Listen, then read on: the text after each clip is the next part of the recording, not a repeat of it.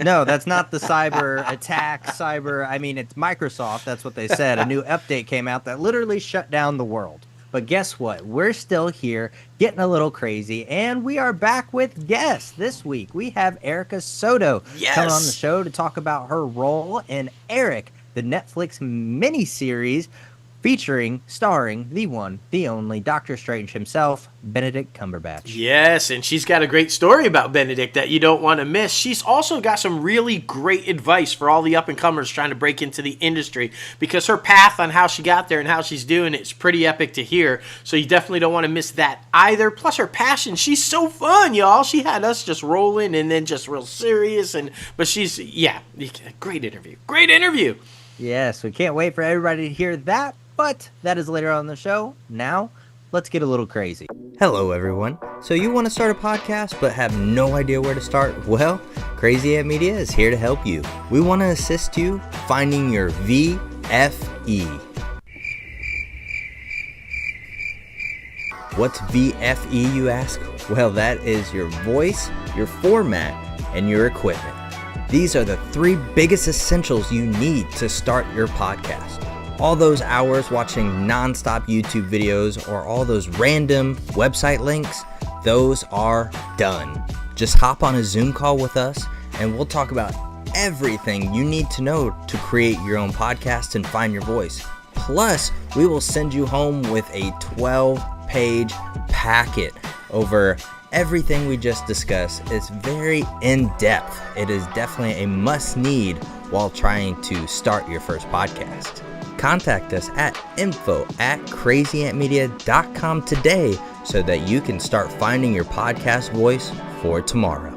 What's up, guys? Oh my goodness, we're back in action with episode 266 of ITCAFpodcast, and man, oh man, are we ready to go? Yes. Because so many things are happening in the entertainment industry, and especially the biggies, the nominations for the Emmys, guys. Oh man, what got snubbed, what got left off, all the things. We're going to be talking all about it. But before we tease everything else, be sure to leave a rating on the show, because leaving a comment below actually tells us what you actually think about the show, and then it helps us improve.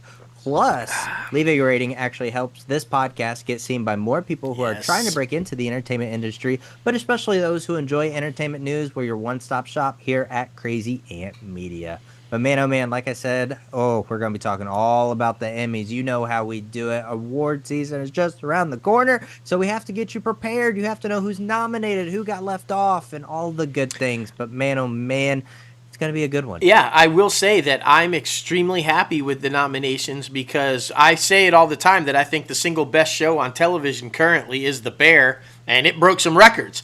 And then my favorite show of the year, probably, aside from The Bear, was Shogun, because y'all know how I feel about Japan and the culture and all that, and it whooped ass. So, to say I'm a wee bit excited about the nominations this year, I kind of am. It's going to be good, man. It's going to be good. I'm super curious about the drama categories, because Succession isn't around, and what's going to take it? Are we going to have a new king of the kingdom? Who's going to sit on the Iron Throne? That's the question. Oh my goodness. But before we get this thing started, be sure to head over to our website, www.crazyantmedia.com, where you can start rocking the latest and greatest Crazy Ant Media gear. We got the shirts, we got the hats. You got to follow us at ITCAFpodcast and Crazy Ant Media so that you know when the promotional sales are happening. Yes. So be sure to do that. Instagram, Twitter, X, Threads, all the good places. We're everywhere, guys. We love it. We're here for it. That is for sure. But we have to tone it down a little bit, because we have some somber news. These past 2 weeks have been rough on industry legends, that's for sure. And we're going to start off with Shannon Doherty. Yep. Doherty, is that how it's Shannon Doherty, yep. Doherty. She's known for her roles in the wildly popular series Beverly Hills 90210, and on the witchcraft fantasy series Charmed. She has passed away. She was 53, and everybody knows she was diagnosed with breast cancer in February of 2015, and in 2017 said she was in remission. But then 2019 came around the corner, and the cancer had returned and spread. And in June of 2023, she said she had been receiving radiation for her cancer that had spread to her brain. This one's a crazy one because she was scattered a little bit everywhere, especially for early 2000s, 90s. So she was a big influence in the pop culture phenomena. So this is definitely a hard one to swallow. Oh yeah, without doubt, and yeah, I mean, I think she's just as known for her turbulent exits from both of those shows. Fair. And Alyssa Milano, though, they made no bones. They had issues, but she released a nice statement saying, that the passing devastated her. And, it's sad that death sometimes brings healing.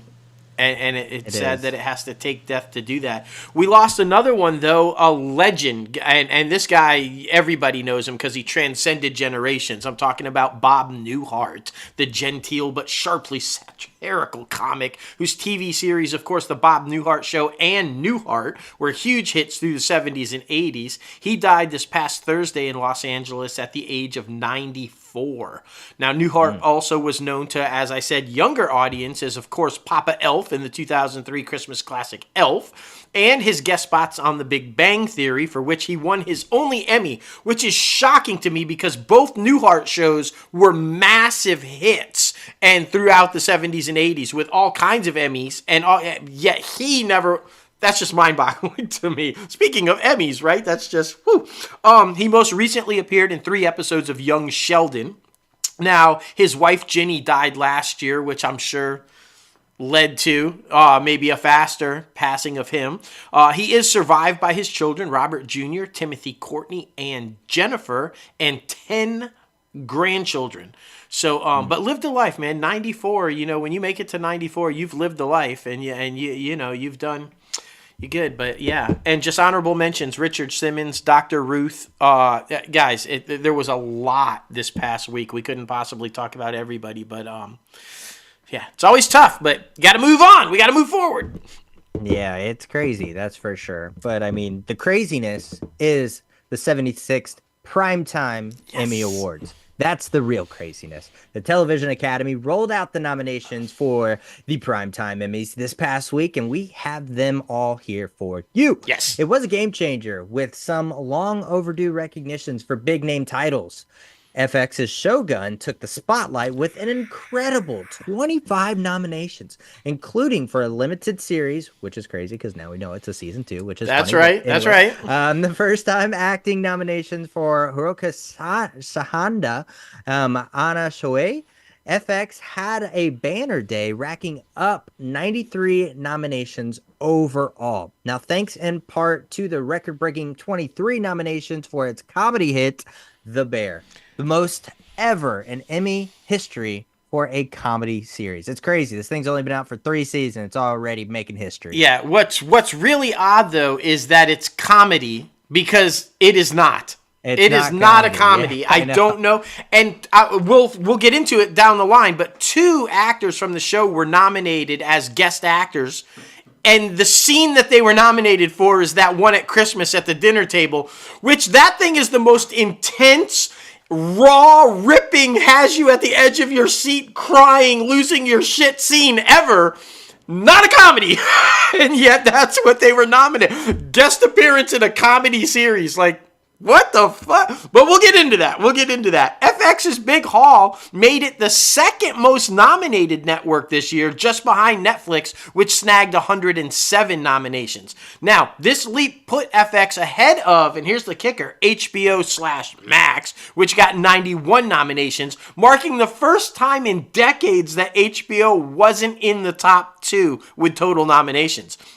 It's kind of an off year, though, for HBO, since many of the big shows either wrapped up or didn't air last season because of production delays. So there you go. I mean, it makes sense.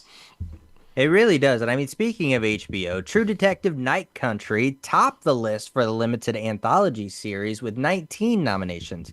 Now, on the broadcast side, NBC's Saturday Night Live led the way with 17 nominations.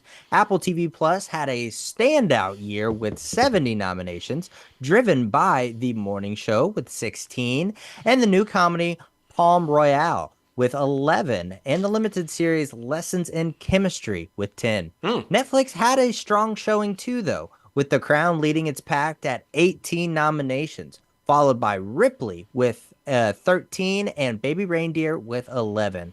Okay, so let's dive into this full list, man. We're super excited to talk all about it. Hell yeah. So we're going to start off kind of where you were just at. Drama series.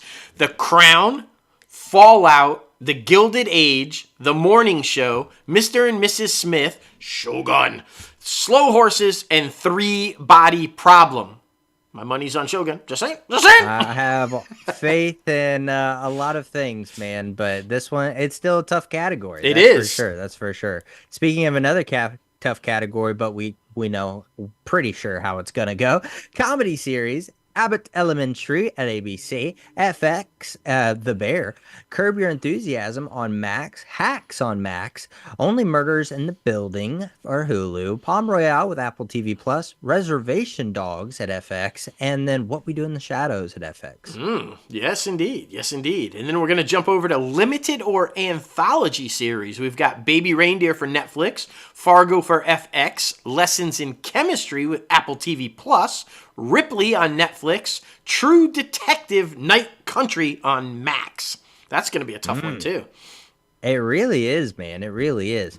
Well, Outstanding Talk series, the nominations are The Daily Show, Jimmy Kimmel Live, Late Night with Seth Meyers, and The Late Show with Stephen Colbert. Right? Yeah, I don't know. They're all tough so far. Like, I just don't even... This one, though, like, I'm shocked that there's one that's not on the list, which I'm shocked by. I'm talking about reality competition program, The Amazing Race, RuPaul's Drag Race, Top Chef, The Traitors, and The Voice. Conspicuously missing Survivor. Right. I feel like we'll get into it. We're going to talk afterwards. But yeah, it's missing and It's interesting, man. That's for sure. It's interesting. Well, the lead actor category in a drama series. The nominees are Idris Elba for Hijack on Apple TV Plus, Donald Glover for Mr. and Mrs. Smith on Amazon Prime, Walton Goggins for Fallout on Amazon Prime, Gary Oldman for Slow Horses. I don't know where that one's at. Richiki Sanada for Shogun on Hulu and FX, and Dominic West for The Crown on Netflix. Yes. All right, jumping over to lead actress in a drama series. Jennifer Aniston for The Morning Show, which of course is on Apple. Carrie Coon, The Gilded Age, I'm not sure where that one is either. Maya Erskine for Mr. and Mrs. Smith, which is Amazon. Anna Sawai for Shogun, which of course is FX Hulu. Imelda Staunton for The Crown, Netflix. And everybody's favorite sweetheart, Reese Witherspoon for The Morning Show, which Apple TV Plus. So there you go. Of course. That third season of The Morning Show did really well. Oh, so my gosh. So good. Oh, it's going to be great. It's going to be a great lead actor in a comedy series. The nominees are Matt Berry for What We Do in the Shadows on FX, Larry David for Curb Your Enthusiasm on Max, Steve Martin for Only Murders in the Building on Hulu, Martin Short, his counterpart, for Only Murders in the Building on Hulu, Jeremy Allen White for The Bear, of course, on FX and Hulu, and then, Dafro Wanata for Reservation Dogs. That one is also on FX and Hulu. Yeah, sure. Let's go with that. That sounded good. Sure. That sounded good. All right, lead actress in a comedy series. You've got Quinta Brunson from Abbott Elementary, which is on ABC. Ayo Adibri from The Bear, which FX Hulu. Selena Gomez, Only Murders in the Building, which is Apple TV Plus. Maya Rudolph, Loot, which is Peacock. Jean Smart, Hacks, which is on Max. And Kristen Wiig with Palm Royale. That's Amazon or Apple TV? I think that's Apple TV. Yeah, Apple TV. Apparently it's really good, man. I've been hearing a lot of good things about it.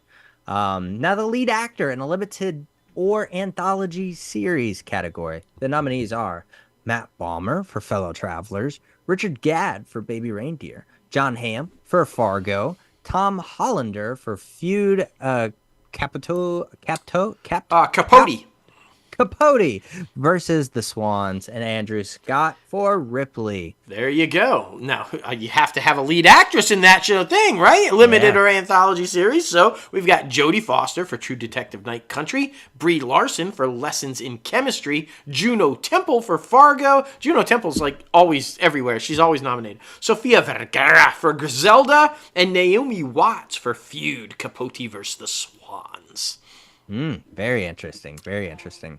Supporting actress in a drama series. The nominees are Christina Baranski from The Gilded Age, Nicole Bahari for The Morning Show, Elizabeth Debicki from The Crown, Greta Lee for The Morning Show, Leslie Manville for The Crown, Karen Pittman for The Morning Show, and Holland Taylor for The Morning Show. Man, oh man, stacked over there. Let me get that straight. So basically, any woman on The Morning Show has gotten a nomination, whether it was supporting or lead, right? I think they covered every one of them. That's awesome.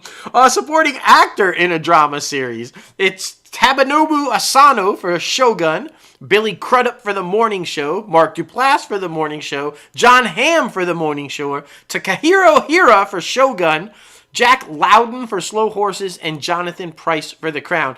If you're keeping tabs, every actor got nominated for The Morning Show. I mean, that's it. There's no other way to say it. I'm pretty sure every actor on the show got a nomination. I will say it was my favorite season. So I mean, agreed. That's agreed. For sure.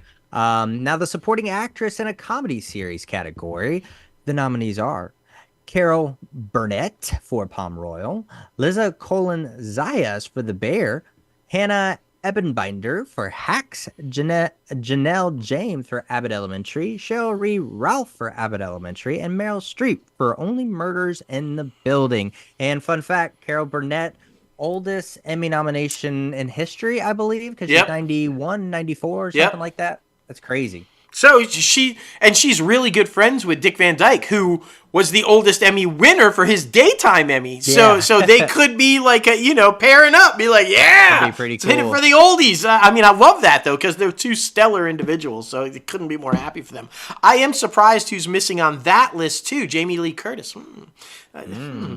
Supporting actor in a comedy series, and here's where we're all like, wait, what? Lionel Boyce for The Bear, Paul W. Downs for Hacks, Eben Moss Bacharach for The Bear, Paul Rudd for Only Murders in the Building, Tyler James Williams for Abbott Elementary, and Bowen Yang for Saturday Night Live.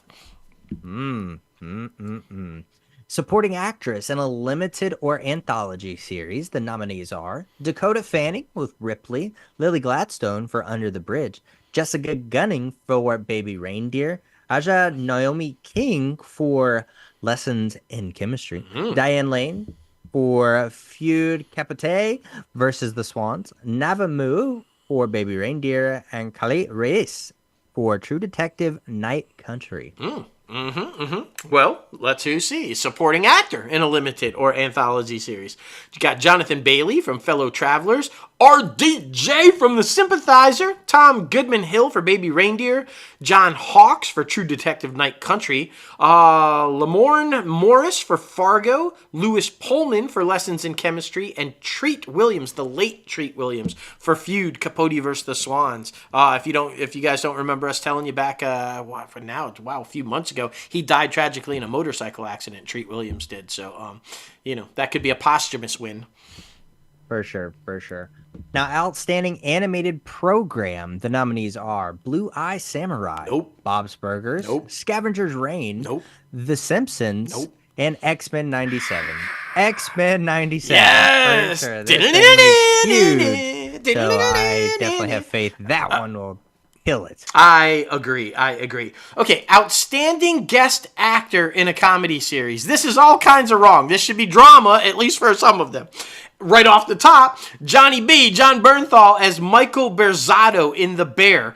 Again, the scene he's been nominated for is the Christmas scene, which is one of the most dramatic scenes ever on television or film. So you figure out the comedy aspect of that. I don't know. And guys, you let us know in comments or whatever, but am I wrong? Has this man never won an Emmy or an Oscar? Because I hope this is the first, because this guy should have had a trophy cabinet full of them by now. I'm I'm pulling for him. Matthew Broderick as Matthew Broderick in Only Murders in the Building. Ryan Gosling as the host of Saturday Night Live. Oh, fuck. This is a tough category. Christopher Lloyd as Larry Arbuckle on Hacks. Bob Odenkirk as Uncle Lee in The Bear, that same scene. And Will Poulter as Luca. Not the same scene, but still from The Bear. Yeah, that really is. It really I is. would have said it's a no-brainer for Johnny B, but Gosling on Saturday Night Live, fuck, that Beavis and Butthead all but assures he's probably going to get the win. Fuck, man, will somebody give Johnny B a goddamn Emmy? Like, what the fuck? Please do it. The Outstanding Guest Actor in a Drama Series, the nominees are Nestor Corbinell as Rodriguez in Shogun, Paul Dano in Hot Neighbor and Mr. and Mrs. Smith, Tracy Letts as Jack McKinney in Winning Time, The Rise of the Lakers Dynasty, Jonathan Price as David Cartwright on Slow Horses, and John Torturo as Eric Shane for Mr. and Mrs. Smith. Yes. Okay, here we go. Outstanding Guest Actress in a Comedy Series. Olivia Colman as Chef Terry on The Bear. Jamie Lee Curtis as Donna Burzatto on the... Oh, okay. I don't understand why they're considering her a guest actress. I feel like she's been on it enough now to at least get a supporting nod. But okay, Jamie Lee as Donna Burzatto in The Bear. Same Christmas scene. Just please, it's on YouTube. Find it, watch it. Mind blown. Caitlin Olsen as DJ Vance on Hacks. Davine Joy Randolph as Donna Williams on Only Murders in the Building. Speaking of somebody who's just everywhere lately. Maya Rudolph as host Saturday Night Live. Kristen Wiig as host Saturday Night Live. That's another tough one, man. Good luck. Yeah, for sure. Now, Outstanding Guest Actress in a Drama Series. Michaela Coel as Bev and Mr. and Mrs. Smith. Claire Foy as Queen Elizabeth in The Crown, of course.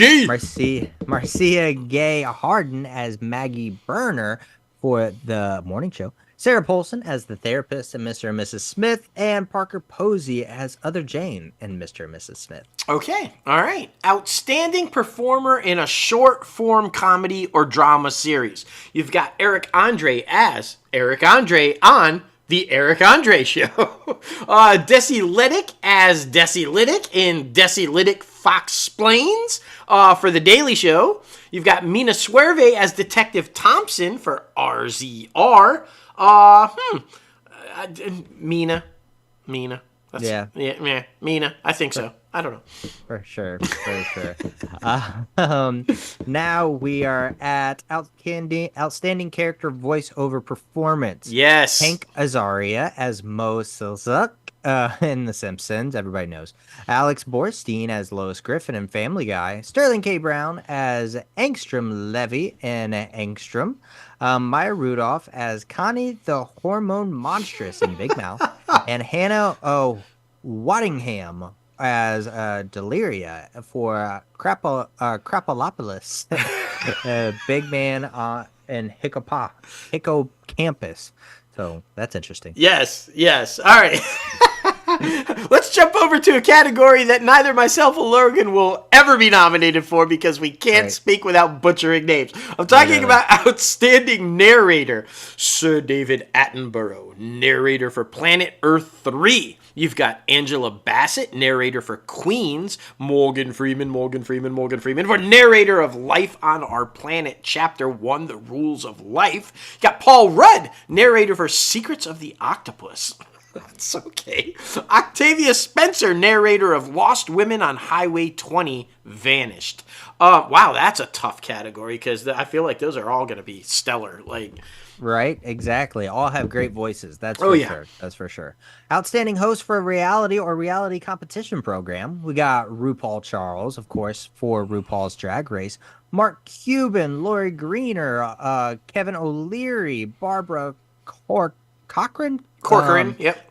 Corcoran, and then Robert Horovechik and Damon John. Thank God. Of course, Shark Tank. I only really know their first names. That's right. You're not done. You got more. Oh, I can't forget. Kristen Kish from The Top Chef and Alan Cumming from The Traders. And then, of course, Jeff Probst for Survivor. This should be Jeff. Yeah, without doubt, especially since you didn't nominate his show. Like, what? Exactly. I mean, Survivor's... We'll get into it, but it's like, I feel like without Survivor, all the other reality shows don't exist. I'm Literally. just saying. So, like, how do you not nominate that show? It's just fucking stupid. Outstanding host for a game show. You've got Steve Harvey, of course, for Celebrity Family Feud. You've got Ken Jennings, the new host for Jeopardy, who's doing a stellar job, by the way. Jane Lynch, the host of Weakest Link. Keke Palmer, the host for Password. Pat Sajak, it could be his swan song out with an Emmy win for Wheel of Fortune. So there you go. That'll be interesting. Do they just give it to him because he's on the way out? Like, you know. Right. You know how they do that sometimes. It's like, we'll see. Yeah, for sure. Outstanding television movie. We got Mr. Monk's Last Case, a Monk movie. Quiz Lady, Red, White, and Royal Blue. Scoop, and Unfrosted. Yeah. That's a tough one. Yep. I have not heard anything good about Unfrosted. I'm just saying. Yeah. Outstanding scripted variety series. This is a very limited category, guys. You've got Last Week Tonight with John Oliver and Saturday Night Live. Really? I mean, why? It's usually so much more packed than that, but okay. And John Oliver wins all the fucking time. Can we get Saturday Night Live a win? Every year. Yeah. That's so funny. Outstanding variety special for a live event. We got the Apple Music Super Bowl halftime show starring Usher, and then we have the 66 Grammy Awards on CBS. Then we have the greatest roast of all time, Tom Brady. Thinking that might win. Oscars, and then the 76th Annual Tonys Awards. Man, these new categories are very interesting, that's for sure. That's a tough category right there, because all of those were pretty good. Talk about another tough category. Outstanding Variety Special Pre-Recorded. You have Billy Joel, the 100th, live at Madison Square Garden, which CBS fucked up and cut out of during Piano Man. What the fuck? You got Dave Chappelle, The Dreamer. Dick Van Dyke, 98 Years of Magic. That was so fucking great. Oh, man, this is a tough category. Nikki Glaser, Someday You'll Die. And Trevor Noah, Where Was I? Someday You'll Die. Where was I? Yeah, right. Right? I just, just kind of like, do.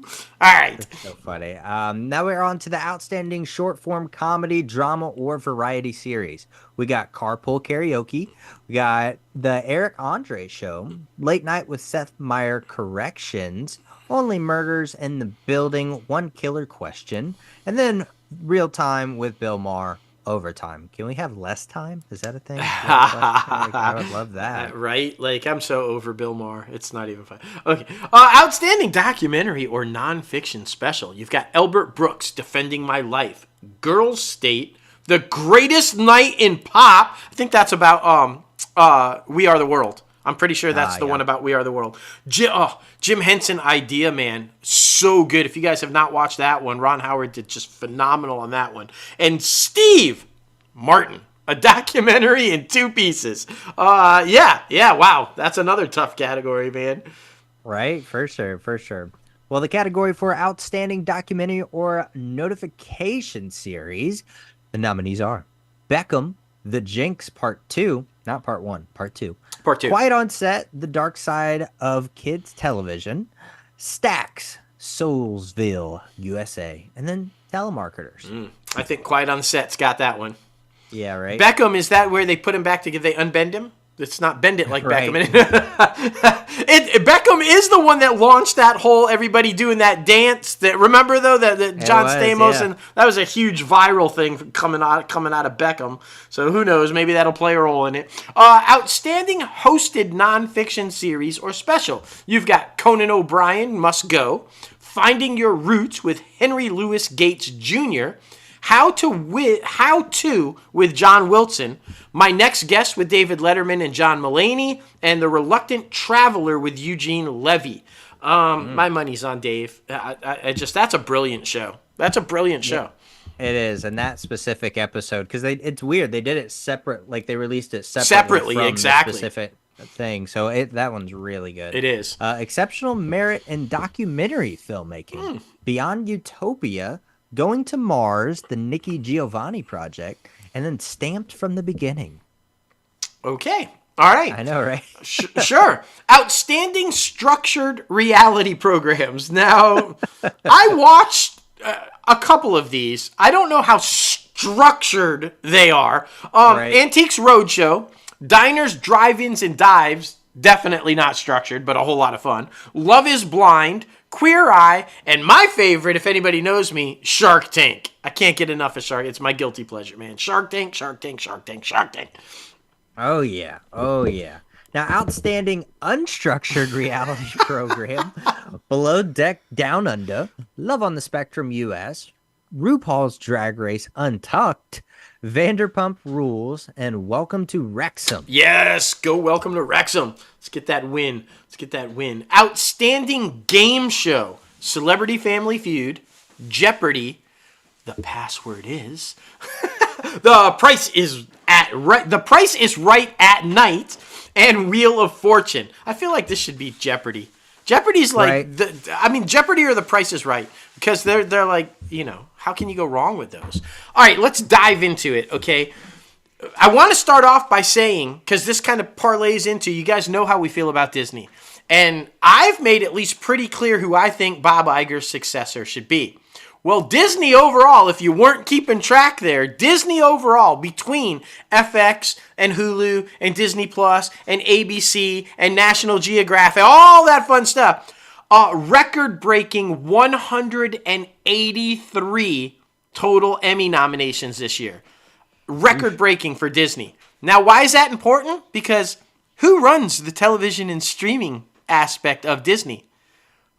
Miss Dana Walden.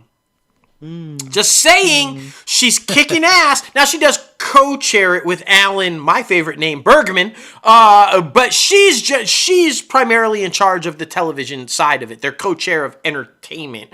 But, I mean, this just, again, strengthens the argument that this woman is capable of becoming the first female CEO of Disney and running this bad boy right. Look at what she's doing. She knows how to pick hits. She knows how to develop relationships with these people. You remember everybody turned down Dope Sick. Danny went to her. She was like, we'll make it happen. We'll get it. We'll do it. I just feel like, I'm just saying, it's hard to argue 183 Emmy nominations. She's clearly got a little something going on. And when she was with Fox was the number one network dominating and getting all of the nominations. So, I'm just saying. What do you think? What do you think about the shows? What did you snubs that you weren't happy about, or favorites that you were happy about? What? Well, I mean, yeah, there's definitely Survivor for the reality television. I mean, what? I don't like Especially 45, 46 seasons. Like that's insane. Yeah. Almost, or 40. I don't even know. It's 48, right? Yeah, because they're almost at 50. They're almost at 50. So that's crazy. But I mean, overall, I just don't. Other than The Bear, in the drama category, because that's comedy. I don't see a massive like, oh, this is the show. I mean, the morning show has the potential to be that show. I feel like, especially after last season. But I mean, just nothing right now is like just at the forefront. So that's why I'm very curious to see how everything's going to play out and how they, approach their picking. But what's really interesting is the Emmys always have weird timelines on what they nominate stuff, because like you said, for John Bernthal, that Christmas scene, the that's dinner of last seven fishes, season. Yeah, that's season 2. It's not season 3 that came out. So because Olivia Colman, she was on season 2 and not season 3. So it's just very interesting. Like she is in season 3 a little bit. Oh, there we go. Yeah. So spoilers for anybody. Yeah, right. That's funny. Well, yeah, you're right. And by the way, I'm just going to put it out there right now. I think Bernthal is going to get another nomination for guest actor, because there's another scene with him. 11 minutes straight dialogue, y'all. 11 minutes. And it was directed by, how do you say her name? Adebi, I never say her name right. But yeah, she directed it, and it was fucking brilliant. But yeah, I'm a little, so I've got a couple things too. When will they rightly classify The Bear? I'm just wondering if that move will be made, or if the people behind the bear are okay staying in the comedy. I don't know why it was ever designated. Yeah. I guess I could dark comedy, but it's like dark, like pitch black dark comedy. It's like dramedy. You know, if you're going to go there. First of all, I think you have to designate it as a dramedy, but it is hardcore drama with a little bit of comedy. I mean, there's some funny moments, there's no doubt about it, but I mean, the whole premise of the show is an alcoholic mother who drove her fucking family insane, the oldest to the point of killing himself, then the other, like, escaping to get the fuck out of there, the other kid, like, not wanting to have a family because she's terrified she's gonna fuck her kid up like her mom fucked her. I mean, it's not a comedy, but it is a fucked up family dynamic drama situation. And my other one, because you brought it up at the top, I wonder, because you said in the drama category there's not a show that's like but there is. It's just not a drama series yet. It's competing in the limited series. I'm talking about Shogun. That was a, like, holy shit, this might be one of the best shows I've ever seen ever kind of shows. And if you guys listen to us, then you know it's been renewed for a second season. And a third season. They renewed it for back-to-back, second and third seasons. So I'm assuming that the Academy is going to switch categories and determine that it's a drama series next year, because it's not limited anymore. And that'll be interesting to see how that shifts up into that whole new category and competes against, because it seems to be the shoe-in in the limited. I mean, I think it's going to just sweep everything in the limited category. But yeah, will that cross for its success, because the whole thing's based off a book and they finished the book, so now they're just going off the cuff. So which is totally crossed for the success. Yeah, they're like bringing in people from the author's family and they're just gonna make it up. They're gonna go, I think they're going prequel, so we're gonna see stories about these main characters prior to the events in Shogun, which. Okay, really interesting, you know, because you got both your lead actors nominated and, well, one of them died, so you can't bring her back unless we're going backwards, right? She was so good, though. I have to tell you, bro, I hadn't seen her in a whole lot of stuff prior to this, but she was, I'm talking about Anna Swire, I'm so sorry I'm butchering names. She was mesmerizing, bro. She was just amazing. I hope we see a whole lot more of her in a bunch of stuff, because I think she's going to be huge. I really do. And we've seen your boy, the lead, he's been in everything. Anytime there's any Oriental or Asian or Japanese actor, he's in it. He's been in them.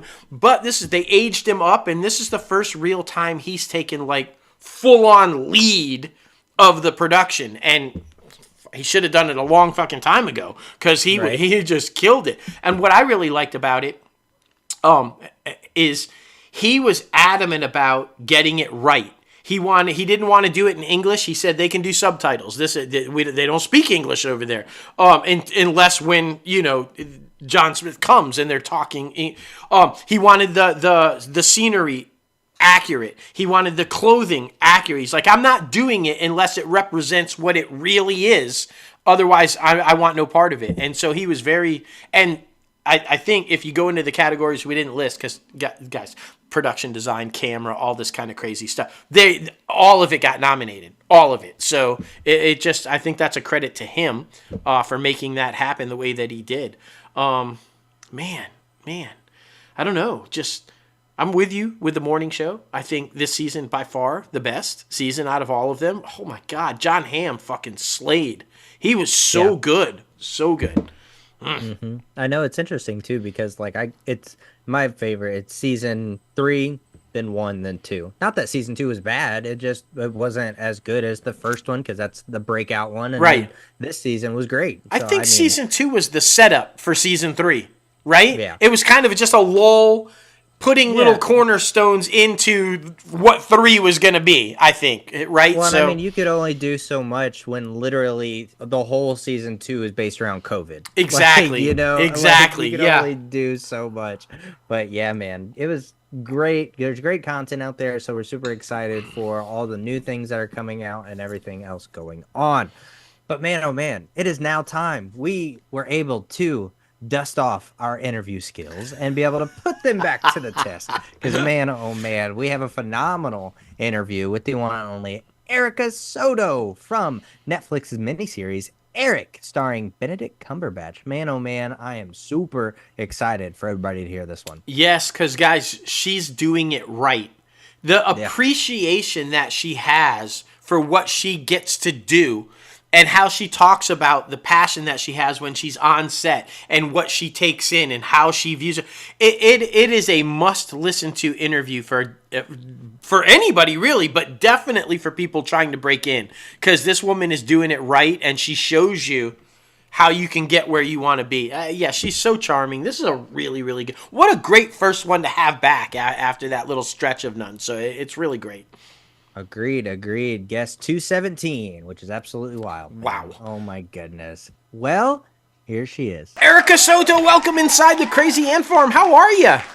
I'm doing great. How are you? Oh, we are living the dream as always, and we are super excited to talk to you. You have been in quite a few things that we enjoy and have watched, and so we're all excited to talk to you about that. But yeah, your career is a pretty interesting one to follow. You've done just about everything. You know, it's rare that we get to talk to people who have been in front of the camera, behind the camera, voice work, just a little song and dance and some animation and just so yeah, it's always interesting to kind of talk to people like that and just kind of see the whole route. But what we like to do, just to give a little introduction to the fans who might not be familiar with what you've done and things, is talk about how you got started. How did you get into the industry? Was it something you always knew you wanted to do as a little girl, or did you kind of fall into it? How'd you get started? Yeah, well, I'm really happy to be here. Thanks for having me. This is so fun. Super grateful, and I'm glad you guys reached out. And I got started actually in dance. When I was 9 years old, my family is from Mexico, and so my grandparents. I was born in Houston, Texas, and the Mexican culture, like a lot like in California, is really strong there and really prominent. And so I actually started in something called ballet folclórico, which is traditional Mexican folk dance. Okay. So if you imagine like the guys in the mariachi outfit, or like, the colorful dresses and all of that. I mean, that's like one particular state, but it's all of that. So I started in traditional folk dance. When I was 9, I danced with a couple of different companies. I did that for about 9 or 10 years.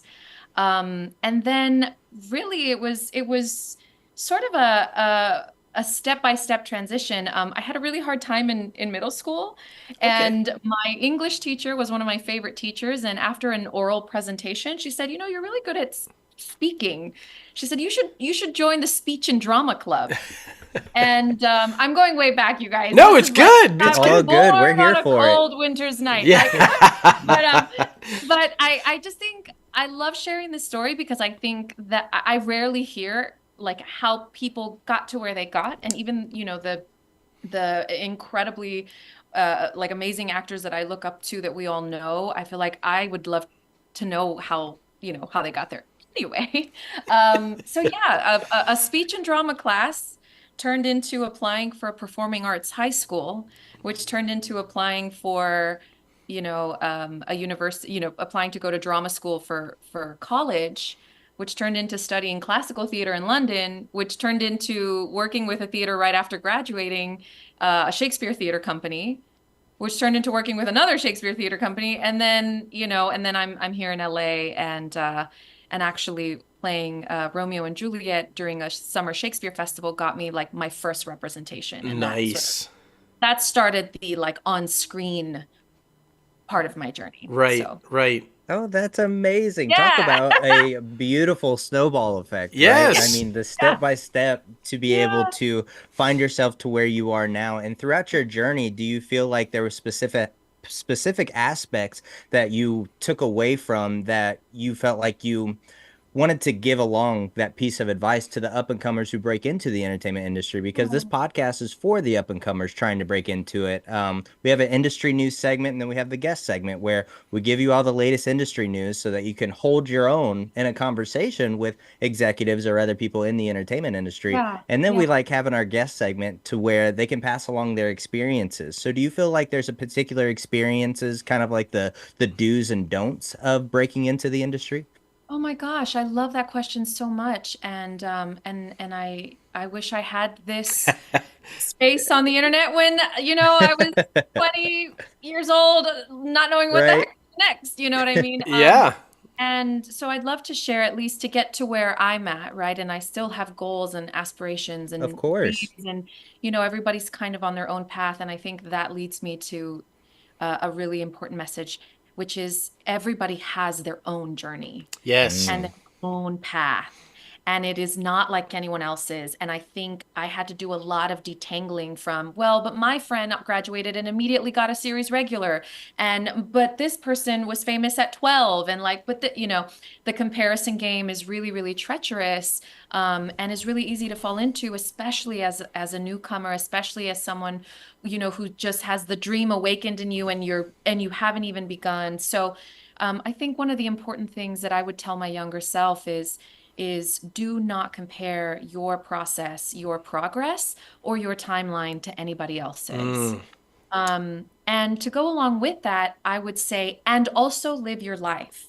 Like, have your hobbies, have your friends, travel, live and have experiences, because all of that feeds into how and who you develop as an artist. Yeah.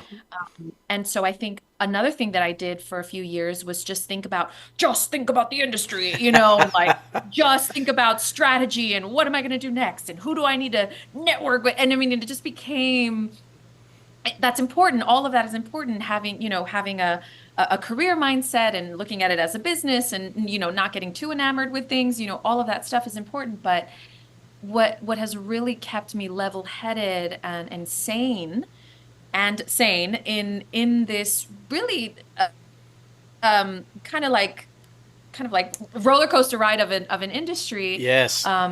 Those anchoring experiences and those passions that were beyond the career, so yeah, I would say just enjoy your journey and fill it with all the things that make you happy. Yes. See, I love so much of what you just said right there. And it's awesome that you said you love to share this story, because it's one of the things that's the most popular about our podcast that we hear from our listeners, is that when we have our guests on, they do open up and it's like we're just having a conversation and talking like we're sitting in the living room, and they get to know you guys, right? It isn't just come on and talk about your project and this and this. We like this, so they feel like they get to know you guys and get to know. And one of the things is hearing those stories. We've been very fortunate to share along with our guests how people from Oscar winners all the way down to people in their first gig, how they did get started and how it is all different and they all did go a different way to get to where they are. But what you just said, equally important, is the one thing they all have in common is they all did learn the same thing that you just spoke about with, I got so consumed with it, I forgot to live life. And I started to see my success when I remembered to live life and not worry about it. I did my audition, now I'm going to go do what I do, and I'm not going to sit by the phone and wait. Yeah. And so a lot of our guests are the same way. They were like, oh yeah, I've got a life. This is just a job, and I have to figure out, and that's when they start seeing success. So I'm so glad that you shared that, because I think it's extremely important, especially for people trying to break into this industry, because like you said, it's a roller coaster. It's based on selection. Yeah. We call it selection, not rejection, but it is based on selection. You're not always going to get selected, right? We'll share that story in a minute. That's another guest who kind of gave us an example of, and we love it. We use it all the time. Tony? Oh my God, I'm going to frame it in this empty frame. Right yes, there you go. Tony will love that. But what I really like is because we ourselves and society puts that expectation on us about what success is, right? Totally. So like you said, oh, but my friend did this and I'm not there yet. Or, you know, and it goes even if you're not in this industry, oh, by 20, I have to have a boyfriend or a husband. And then by 24, I have to be married and have a kid and I have to have the house. And we're conditioned to believe this and somehow think that we're failing if we're not meeting those expectations. When in reality, podcast. Yes. Right? Yes. Yeah. And so in reality, though, we do that to ourselves. So we allow society to. There is no definition of success, is what you said. Am I living my life? Am I passionate about what I do?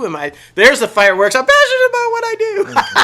Cool. Oh, yeah. So thank you so much for sharing all that and getting deep into that, because I think it's extremely valuable information for anybody trying to break into the industry. It really is.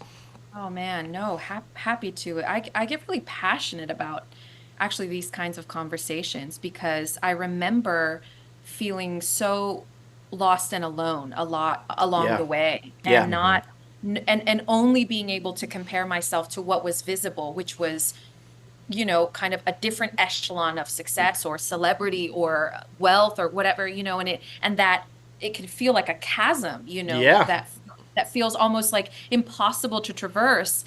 And so just to know something like this would have been so soothing, you know what I mean? Right. Yeah, and validating of the process, you know, and validating of the reality that what, you know, I feel like 10% or even 2% of what you see is just a little bit of glamour, and you don't really notice the machine and the time and the years and the, you know, effort and the selection that has gone on before that and all around that to get to those little moments. And it's very disorienting, you know. It is. Oh, for sure. Yeah. And that story that he was talking about earlier, our guest, Tony Winters, who came on quite a while ago, he talks about the casting process and being an actor, or at least being a casting director, like shopping for cars. So maybe you yourself, you're a Mercedes, and the casting director, is in the market for a Toyota.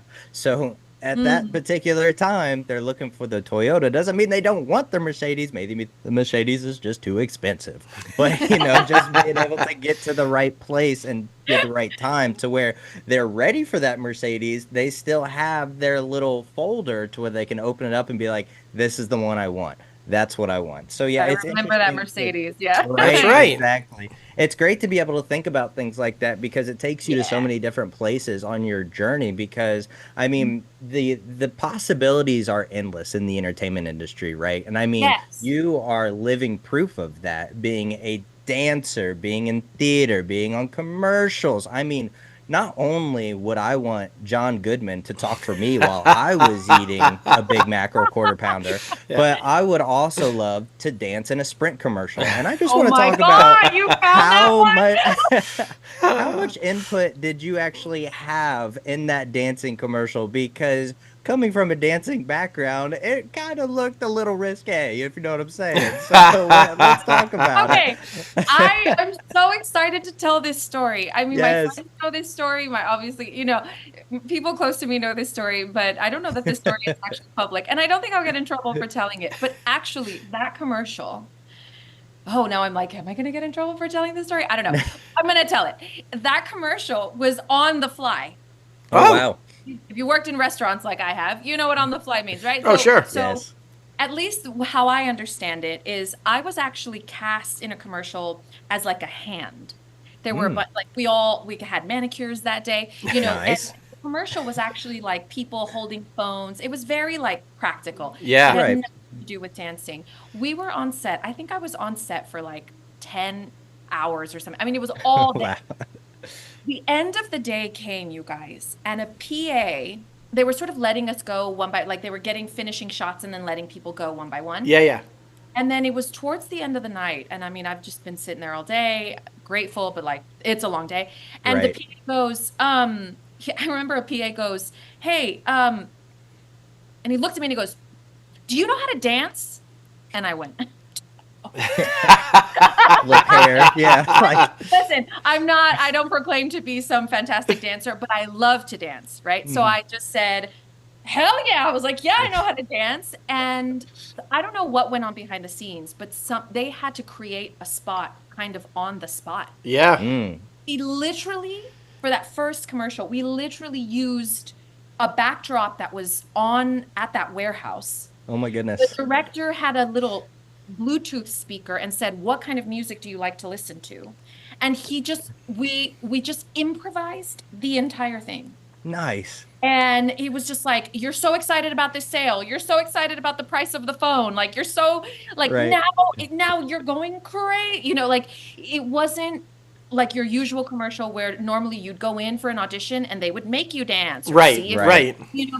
No, I was there for a completely different job, and they had to something, I don't know, the behind the scenes that I don't know anything about. They needed something, and I just happened to be there, and I happened to say I can dance, and they created the spot, and then it just See. ran like crazy. So much so that they brought back another version of the spot with another actor, and they actually held like a casting call, and there was a whole That's shoot. hilarious. Yeah. That spot. I mean, like that's But you know Yeah. what? I that's absolutely crazy. love that story because often in our industry, ego starts to creep its way in, right? And it starts to get in the way. And you get to that, oh, but that's too small a role, or oh, it's not a speaking thing, right? And we try to Yeah. pass along to everybody. It's all about getting on set. It doesn't matter what you're doing. Oh my gosh. Get Yeah. on set, because you never know what's going to happen when you're on set. Even if you just do the gig you were hired for, it's a learning experience. You get to watch all the other people. You get to do the kind of... But then there are stories like yours where all of a sudden you're like, wait a minute, I was supposed to show my hands and now I'm the star in this commercial and I'm dancing and doing all this crazy stuff, right? I know, and- Yeah, no, I was going to say, it goes back to the same kind of a thing with a Harrison Ford being a painter/carpenter, and Lucas sees him and goes, oh, this guy looks actually like maybe he could do this, and ends up, going on to this huge career. So if you're on set, you never know. But if you're too good for certain things and you don't put yourself out there, you're never going to get those opportunities. So hearing those stories, I love that. And what a great story. And then, Oh my like gosh, you said, it's one of my favorite stories, honestly, because it just, and we were all tired. Everybody was tired, and I'll add one more thing just because it's really near and dear to my heart. Yeah. Is after, I mean, we did take after take after take, and he just kept going like, do hammer time, like disappear out of frame, and like all kinds of goofy things. yeah. Just kept, I was so like loopy that I forgot that, of course, like people are not going to be reacting because you have to be quiet on set. Right. Right. For some reason, at that time, my brain was like, I'm not being funny enough. Nobody's laughing. So every take, I would like, Just keep I trying would like, to- I yes. kept going harder and harder. Yeah. And I just kind of, the whole time, you guys, I felt like I was failing. And then once they yelled like the cut and everybody started laughing, Yes. I went, oh my God. And the whole time I was like, I thought I was sucking. And they were like, no, everybody's like holding back their laughter the whole time.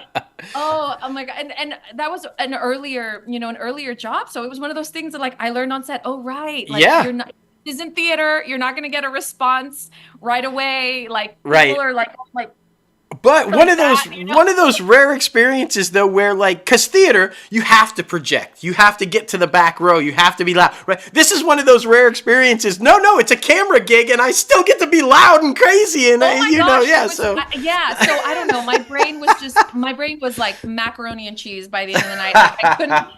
I didn't even know what was going on, and I think I autopiloted and was just like, I'm not getting a response. Because you're right, in the theater, what's beautiful about that is, you're in a live Yep. and present dynamic, right? It's happening in real time, Yep. and you're in relationship and in conversation with human beings live. Yes. And you're getting the feedback right then and there, which is why it's different every night, which is why it's beautiful every night. You write it from beginning to end every night, all of that. So that's my core. That's where I come from. So my muscle memory is the stage. Yeah. And so there have been times where I get behind the camera and I have to kind of like, kind of reprogram a little bit and realize that I'm like not on stage. Oh, it So was very fun. real quick though, because Logan and I were talking about this prior to the interview and everything. So Yeah. is it just us, or Is the McDonald's commercial a little risque? I mean, Goodman starts to get into it with the with the sounds and stuff when you're eating the burger.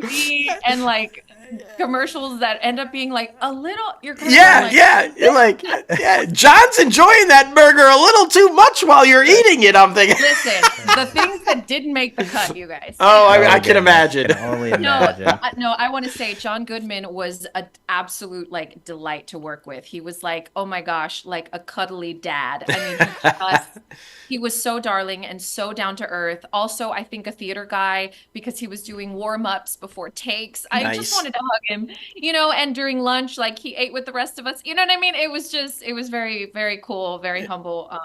But yeah, I mean, but he's also like a great comedian and a great improviser. And so there he ran the gamut. Like we did so many takes, and some of those takes were absolutely not gonna make the cut, and other ones that were totally fine, but yeah, there was definitely, he was riding the edge there, but I think it kind of makes totally.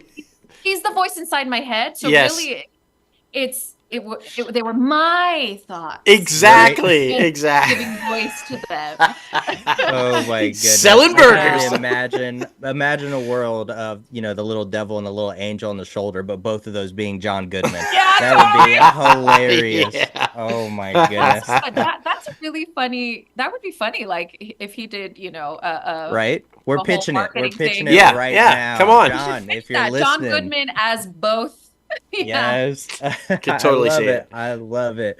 Well, I mean, of course, the time has come for us to talk about Netflix's one of their hottest shows out right now, and one of the biggest reason I wanted to talk to you, Eric and Benedict Cumberbatch starring in this bad boy. It was such an interesting concept because I imagined the new If movie with Ryan Reynolds meets Prisoners with Hugh Jackman, which is funny because they're about to be in both of that movie. But I mean, it was such an interesting dynamic because not only does it tackle the 90s with the AIDS epidemic, with the freaking being scared to come out as homosexual, and scared to confront alcoholism or substance abuse, sex trafficking, underage. Like this concept, this limited series covered so many different topics, and it was so entertaining to watch all at the same time, and kind of like a Sesame Street style type of background, which was very interesting and different. So let's start at the very beginning. How did this project come about? Was it kind of like a normal way to where your agent reached out and was like, hey, I think this part might be good for you? Yeah, that's exactly right. That's exactly what happened. I got, a regular breakdown email that was like, hey, you've got a tape due on Wednesday, Nice. here are the sides, and here's a little bit about what it's about, and a little bit about the character. I mean, it's rare, I think, at this point, sometimes when you've worked a little bit, but not a lot of it, you're at a place where you don't always get all of the information. Right. So I was just like, okay, well, great. I have an audition. And I remember that I was also doing a play. I was preparing to do a play, Much Ado About Nothing. And I was just in a place where I was feeling very, very confident. I was just feeling very good about myself. And then this came and I thought, oh, this is kind of cool. It was also a little different than the things I'd been auditioning for up until then. And I thought, I'm gonna coach for this. I'm gonna get somebody to just it's been a while. I've done a bunch of tapes on my own. I feel pretty good about it. And for some reason, a little voice in my head was like, put a little extra something on this one, girl. Yeah. So I reached out to a coach here in LA that I love working with, Cassandra Santana, and I said, I really like this role. Like, can you help me just kind of get into it? And I'm really glad I did, because I think we've figured something out. I ended up, getting a call back, and in post-COVID life, the callback was on Zoom. Yeah. Of course. And I'd actually been really fortunate enough to have a couple of callbacks and producer sessions on Zoom for other projects that I ended up not being selected for. But I remember feeling very awkward on this platform. Yeah. I was used to being in the room with commercial auditions. It's all very much in the room, and I work a lot commercially. Anyway, long story short, I I got some advice from other friends, and I gave myself a mock audition, Nice. friend, and I Mm-hmm. zoomed, and just so that I could kind of get that out, like get that cobweb out of the way. Yeah. I Right. didn't want to bring in the technical nerves. Mm-hmm. So I don't know, something about this audition, I just kind of I went just a little bit past my norm. I just went a little, not even the extra mile. I went like the extra half mile, it felt like. And I'm really glad that I did, because by the time the callback came back and I got to do it with Lucy Forbes, our director, and Abby Morgan, I think our writer, was there as well, and other people. I tried to like ignore the little boxes. Right. I felt really, in my body, and it was very fun, and I got to play because I got all the technical stuff out of the way, and Yeah. and I coached, so I felt confident, and yeah, that's a very long-winded answer. No, no, We but love it. We're here for it. This is It's- your That was platform. the journey, and then I got the call, and I thought, oh my gosh, what the heck, this is so great. yes, and it's Yeah. really interesting to hear that though, because it was Tommy Schultz, right, Logan? Is that we? So he also was like that rare thing where he started the audition process pre-COVID, and he was in person and he was there, but it hit during the whole thing, so it transitioned to Zoom stuff, and he's like, so to go from being in the room and doing it how you're normal, and then all of a sudden it's got to be an awkward I mean, now for people coming up, this is just the norm. This is how you do it. This is the way it it's goes. gone to Yeah. self-tapes now. You know how many times are you yeah. submitting just all self-tapes via Zoom? Oh, And yeah. so, but prior to, if you were working prior to and you had to make that transition, I imagine it was pretty awkward for a lot of people going, how do I even do this now? How do I ignore the boxes? How do I just focus on? So I'm glad you shared that, because I feel like it is for a lot of the people who've been in the industry a while going, whew, it's not just me. I was having a rough time with that, trying to figure that out. Oh my gosh. And I mean, so much of, excuse me, coffee makes you burp. Yeah, right. So I feel like so much of kind of what I offer, or at least I hope, in my essence, is something that I can really share when I'm connecting with you in person. I Right. think I've gotten better doing it virtually, but definitely at that time, and even in the auditions before, I felt like, I kind of, when I got to that like digital wall, Yeah. I feel like maybe, I don't know. Again, who knows? We have no control over so many things, but I just think like, oh my goodness, a part of me is like, I think I would have gotten a step closer if we were just in the room together. Yeah, yeah.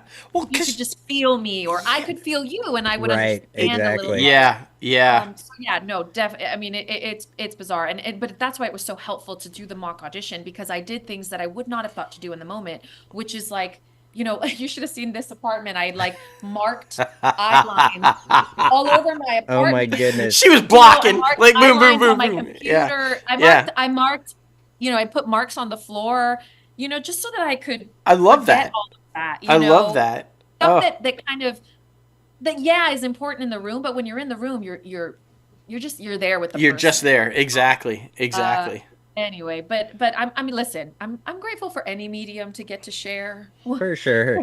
Yeah. And I understand, especially post-COVID. So, Yeah, for sure. And I'm curious too, now that you got to watch the entire series, a lot of your scenes were with McKinley, and your character was set up on a date with him throughout the whole entire thing.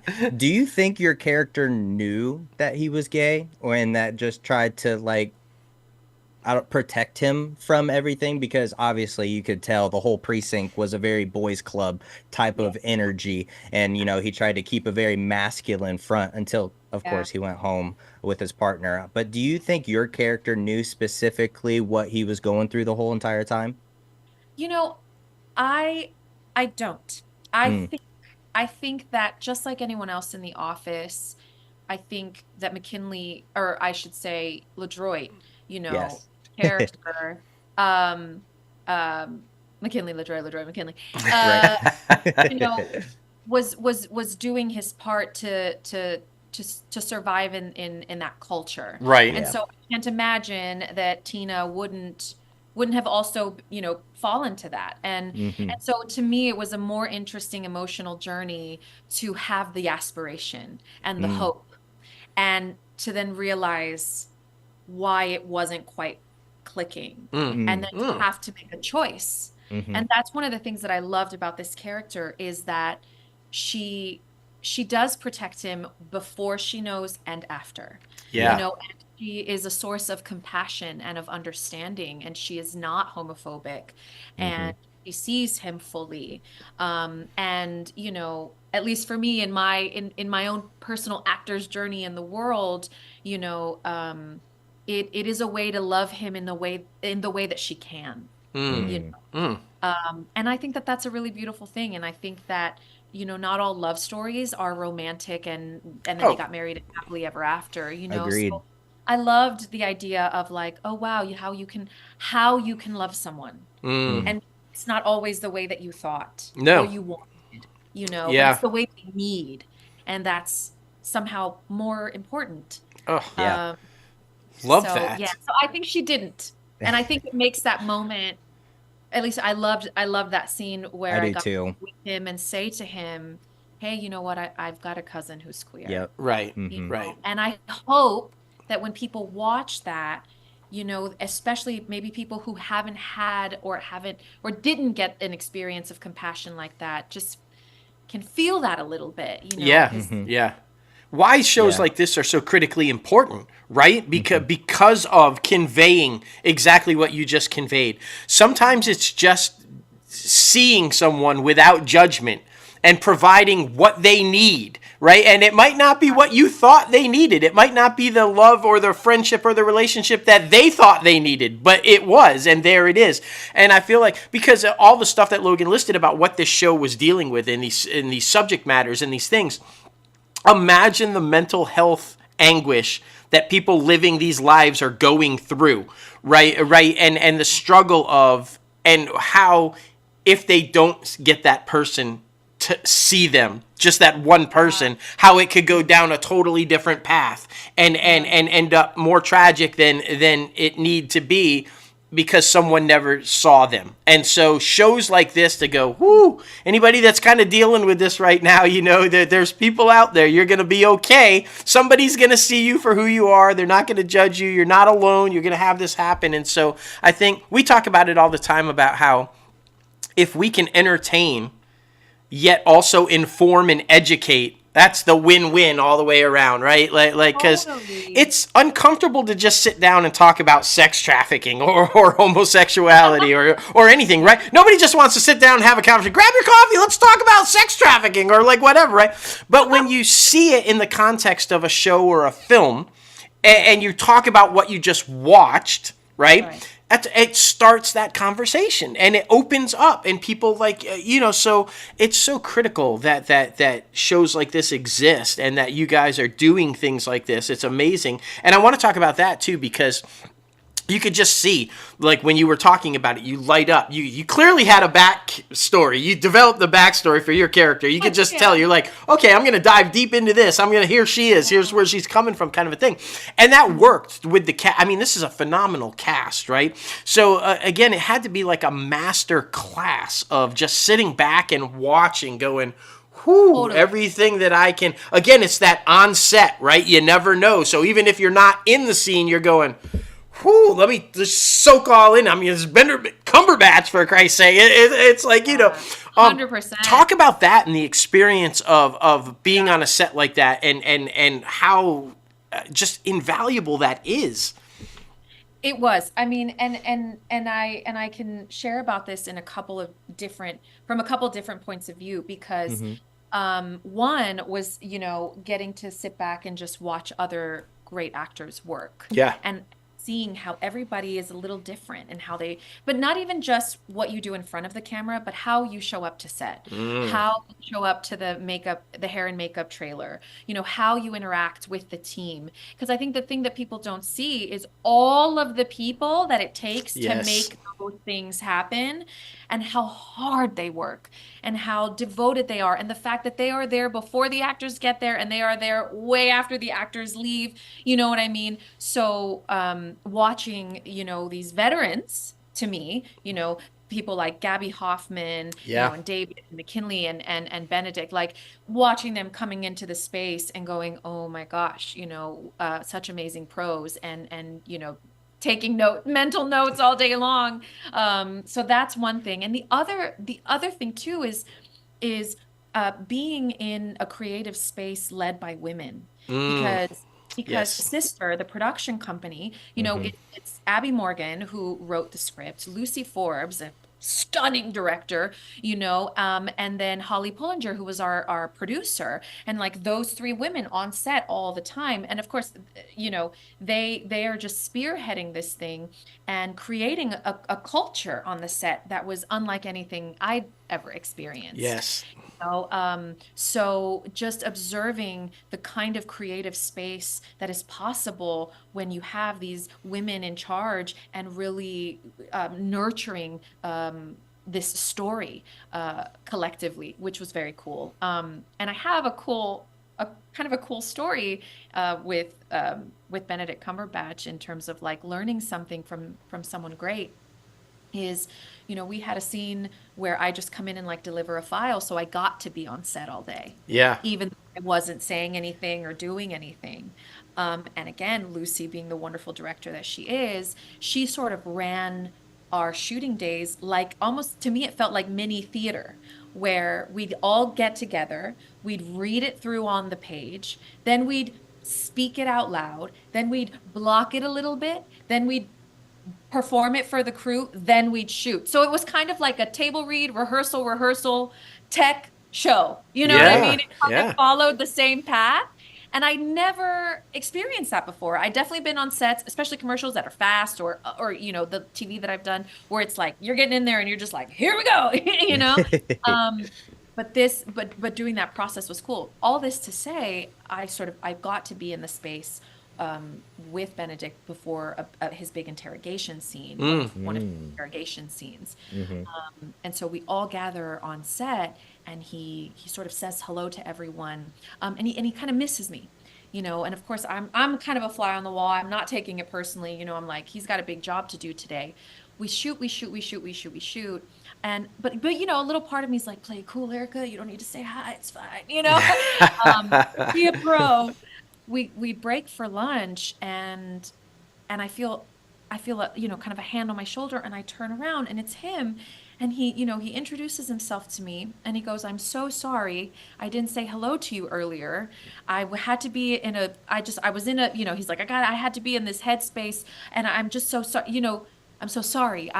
I'm Benedict, what's your name? And he like made a silly joke of, oh, Eric, the name of our show. Like adorable, kind of like dad joke or something. I don't know. Very sweet.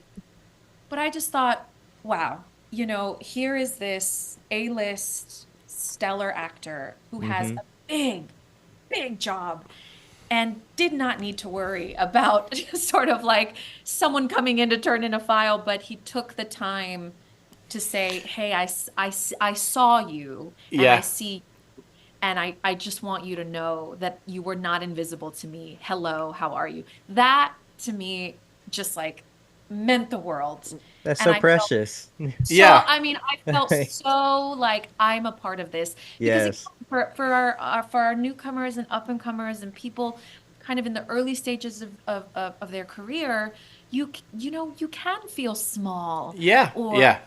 Or lost, or hidden, or unimportant sometimes, or those feelings are so natural to have. And when you have a number one who just takes a moment to recognize you in that way, I just thought, when the day comes that I'm number one on the call sheet, I want to be able to offer that to someone, because it was offered to me. And it meant the So just two things, right? The way you ended it, brilliant. When I'm the number one on the call sheet. Always the right mental space. Not if, Always. when. Love that.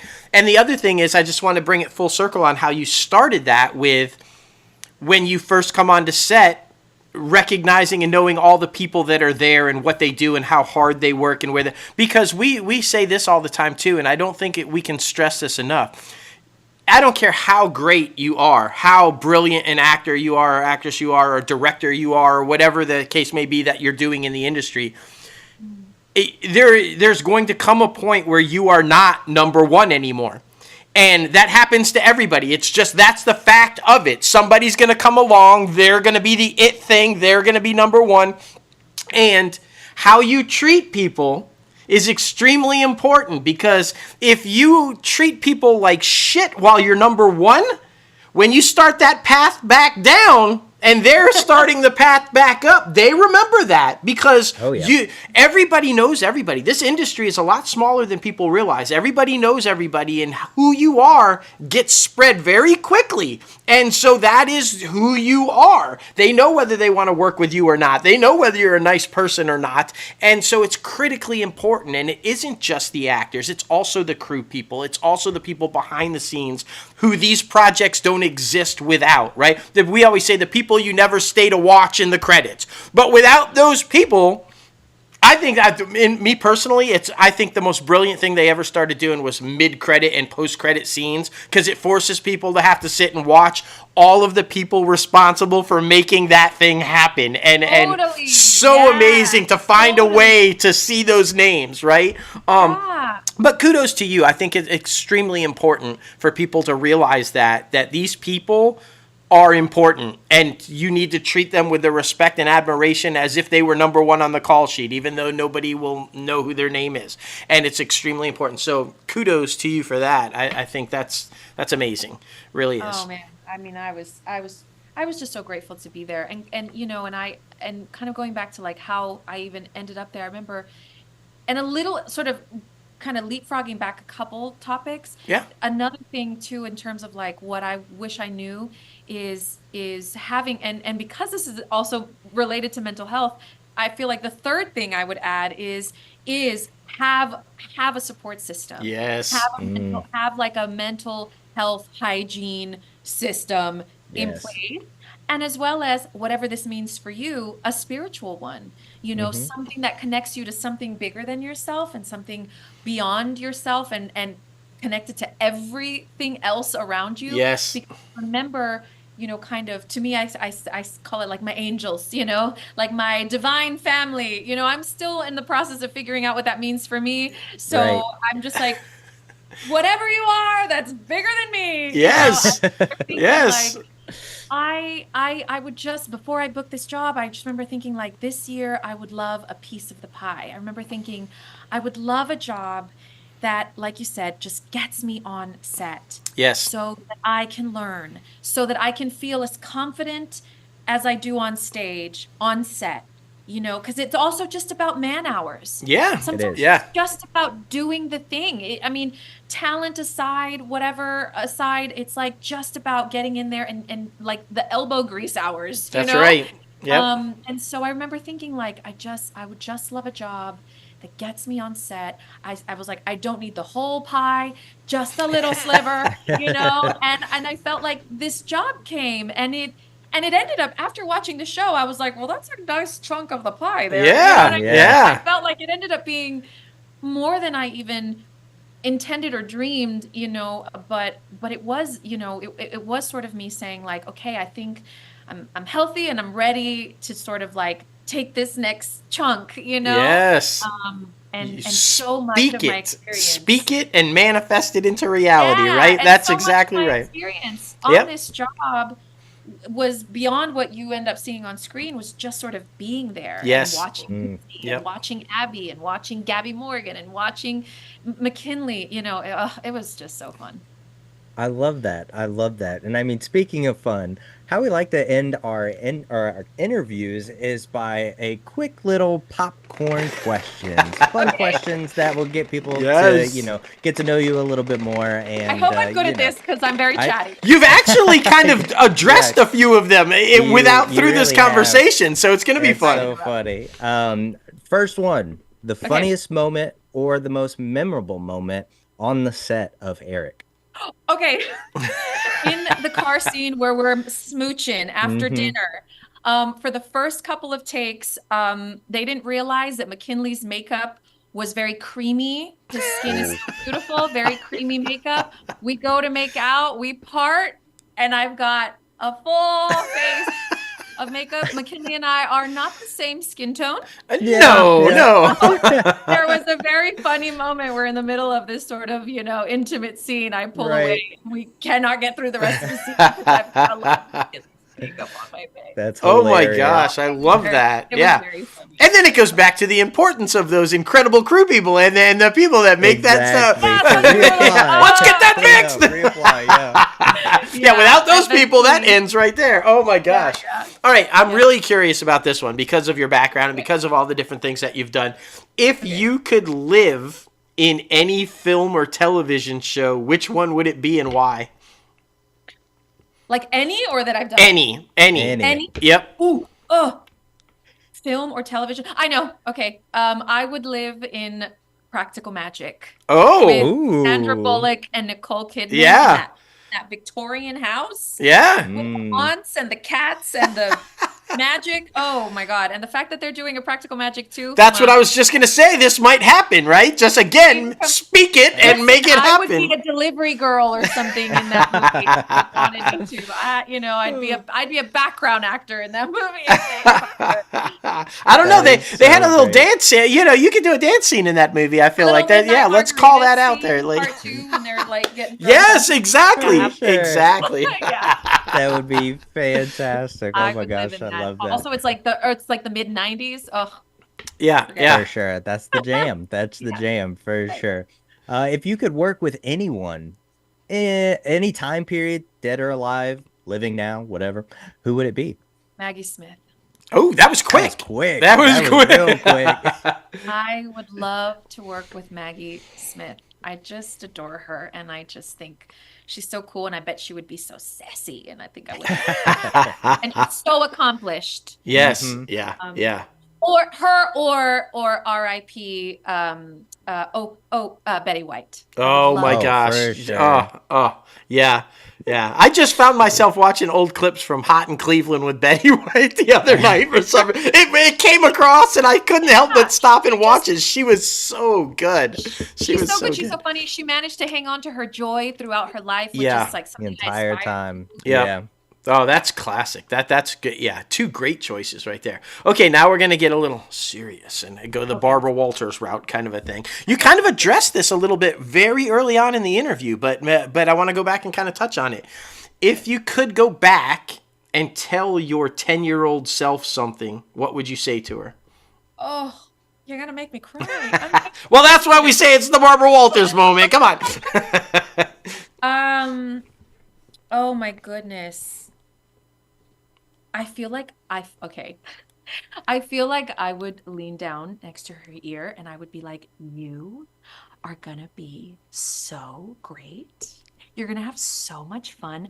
Don't worry about it. Just do whatever you want. Like, Yes. I feel like I would just empower her to be herself and Yes. not be afraid. I would say, don't worry about what anybody else has to say. Your life is gonna be so magical. Like, trust me, I'm gonna be there for you the whole time. Nice. You know? Nice. I would give her a guardian angel, which is like her future self. Yes. Love what that. I mean? Yeah. Oh, Yeah. Great. that little girl, little Harry Potter nerd. Oh, I just love Yes, that's fantastic. That's actually kind of like a post I posted literally today. I live in the southern region, New Orleans base, sort of, and we have a lot of magnolia trees. And I was walking through the park the other day, and I saw this one magnolia sprout just throughout this whole entire tree, no other one. Be that magnolia to where you can be as beautiful as you want, even if no one else is looking, no one else is paying attention. Be that magnolia for yourself. Yes. So that's fantastic. That's Yeah. awesome how it was like kind of correlated. That's really cool. Yeah. The fifth and final question. Okay. Are you in the Illuminati? I'm just kidding. No. I don't even know what that is. And like my morbid curiosity is like, is that real? That's the question. So many people are like Holly weird. And I'm like, what is that? Just before this interview, we got a spam email from our company account that was like, "Do you want to join the Illuminati? Here's this for you. Be sure to reply back yes." I'm like, "What is this bot?" Yes. Right now? But anyway, the fifth and final one, still on a serious note. Are you happy with your career so far? I am. I am happy with my career. I am happy, but I am not satisfied. Ooh, boom. There you go. There you go. There are more stories I want to tell. There are more experiences I want to have. I don't need it all, and I don't want it all. But I feel like I have more to give, more stories to tell. I feel like I can give voice and life to more people that I think will connect things and connect for people. And that is the service I'm here to do. And then when I'm done with that, then I want to like retreat to my homestead farmhouse. Yes. There you go. Chickens. Yeah. And just say enjoy. Yes, love that. I'm happy, but I still have goals. There you go. Oh my goodness. Well, I we didn't even bring up Ultraviolet, but I kind of like this whole interview. I'm sitting here and I'm watching. I'm like, I wonder if she'd want to jump into the DCU or the MCU, because I'm thinking I see Jubilee in the MCU. Just get back with Benedict and join the MCU and be Jubilee. They're introducing the X-Men coming up. 1 degree away. Yeah, right? Yeah. The X-Men are coming. So I see you as Jubilee. You're just like, oh my gosh. Or Zatanna in the DCU, the magician, and I see that too. I don't know. Maybe it's just me, but from your mouth. Exactly. You could totally be in either of those worlds, I think. So that'd be pretty epic. So to my divine family, to my angel team, let's hear it. Yeah. Yes, well, there you go. I would love it. And actually, those kinds of worlds, fantastical, magical worlds, first of all, it's something I've always loved since I was a kid. But also, as like a classically trained and theater baby, I feel like that would be a really natural transition, because it's a heightened reality. Yes, yeah. It's an epic but grounded world, and it's fantastical and magical. And it's like, I think it takes a particular kind of like vulnerability and commitment to embody that space and that world. Right. And I feel like I would do that so well. Can we take that and send that to Marty Scorsese, please? No. Right. I feel like all this kind of judgment on those type movies, but I love what you just said. From the background that you come from and from the theater training and the acting kind of you look at most of the people that are starring in these films, they are classically trained actors who have performed on stage and done amazing things. To say that it's somehow not real acting or not real storytelling, I'm like, how do you weave an entire universe over 10 years and 24 films and say it's not storytelling? What? Right? So like, you can talk to the Lord of the Rings cast? Yeah. Oh my gosh. Yes. Yes. Even like the Harry Potter universe, like... Yeah. All of these worlds to me are very real. And the thing is that they're very real for a lot of people. And that's what I care about, is that it really creates a space for people to escape and also feel seen. Feel connected. And like, if you've ever been to a Comic-Con, happiest place on earth. Oh, you know what literally. I mean? Yeah. So I'm in service of it. Love it. It's so great. That's so great. Well, listen, thank you so much for coming on the show today and just giving a little bit of your time. It's been an amazing conversation. For sure. Invite anytime you want to come back and promote a project, shoot the shit, or come on our mental health podcast, and we can dive into so many different things like expectation and all of these different things. I think it would be another amazing conversation. So again, open invite, and now the floor is yours. Feel free to promote whatever you want and tell people where they can follow you. Oh my gosh. Well, I have a very lackluster Instagram because I'm a millennial, and and I'm trying to get better at it. I shouldn't say that. I'm sure millennials out there are like, "What are you talking about? I'm great at Instagram." But you can find me if you wish at Erika Soto V as in Victor on Instagram. I'm a resident artist at a classical theater company here in California, and so if you happen to be in Southern California and want to check out some amazing live classical theater, A Noise Within Theater in Pasadena is where you can find me doing things live and on stage. Nice. And I'm doing a show this summer at the She LA Play Festival here in Los Angeles. Again, more theater, and that's otherwise. I'm just watching a lot of witchy movies and drinking a lot of herbal infused coffee. There we go. That's about it. Yeah. Hey, you know.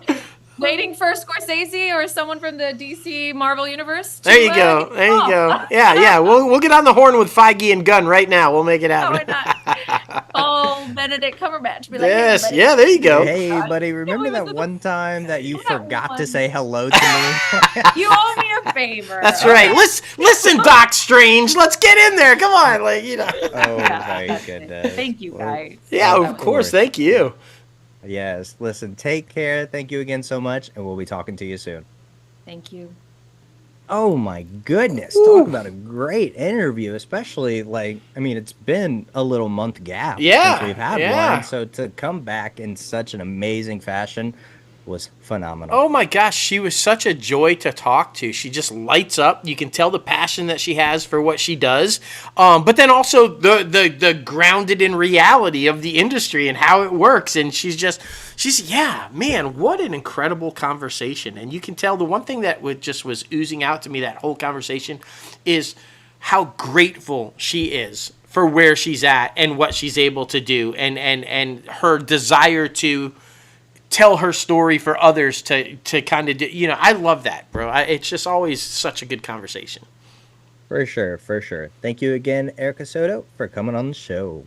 All right, now we're back. Oh my goodness, we're super excited for this one because this week's top 5 is top 5 favorite films from the past 10 years. And boy, oh boy, there was so much. I know you could not. I mean, it would literally take all of the bones in your body not to put any superhero movies on here, but I resisted because I knew you would have some. But I only have one. Come on, I only have one. You have 2. No, Birdman is not technically. It's different. It's Yeah, different. yeah. Never mind. Okay, I see now because that's my honorable mention. Anyway, man, oh man, my number 5 goes to Air. Ben Affleck, freaking Matt Damon, Chris Tucker, Jason Bateman, and Michael Jordan's back of the head. But man, I thought this was such a great freaking film. Like, it makes you feel good. It's very story driven. It did so well as far as critical review and just people across the land talking about this film. Like, wow, this is an actual story driven movie that we want to see. And that was an amazing thing to see because it really is. It's a love letter to the late 80s going into the 90s, right before Michael comes into the league. And just the songs, the theme, the color tone, like everything was absolutely phenomenal. And it really inspires people to become filmmakers and tell important stories like this, or fun stories like this, I should say, because I mean, is it important? Yes, because they saved Nike. But it's way more fun because it shows up-and-comers that, hey, if we have a fun concept that is either real life or that we, have an idea for, we could do it. We can make it. We can make this stuff happen. And it also implemented a new tactic for filmmakers in the entertainment industry due to Matt Damon and Ben Affleck. So kudos to them. Sharing in the equity, yeah. By far. I agree completely with all. You know me. Any movie that is set in the 80s, I'm all in. And kudos to Ben Affleck because his 80s playlist fucking rocked, bro. Like great, I have much respect to his music choices because, man, that was one of the best parts of the film was the soundtrack, and they just fucking nailed it. Yeah, I'm right there with it. And it kind of echoes what my top 5 are.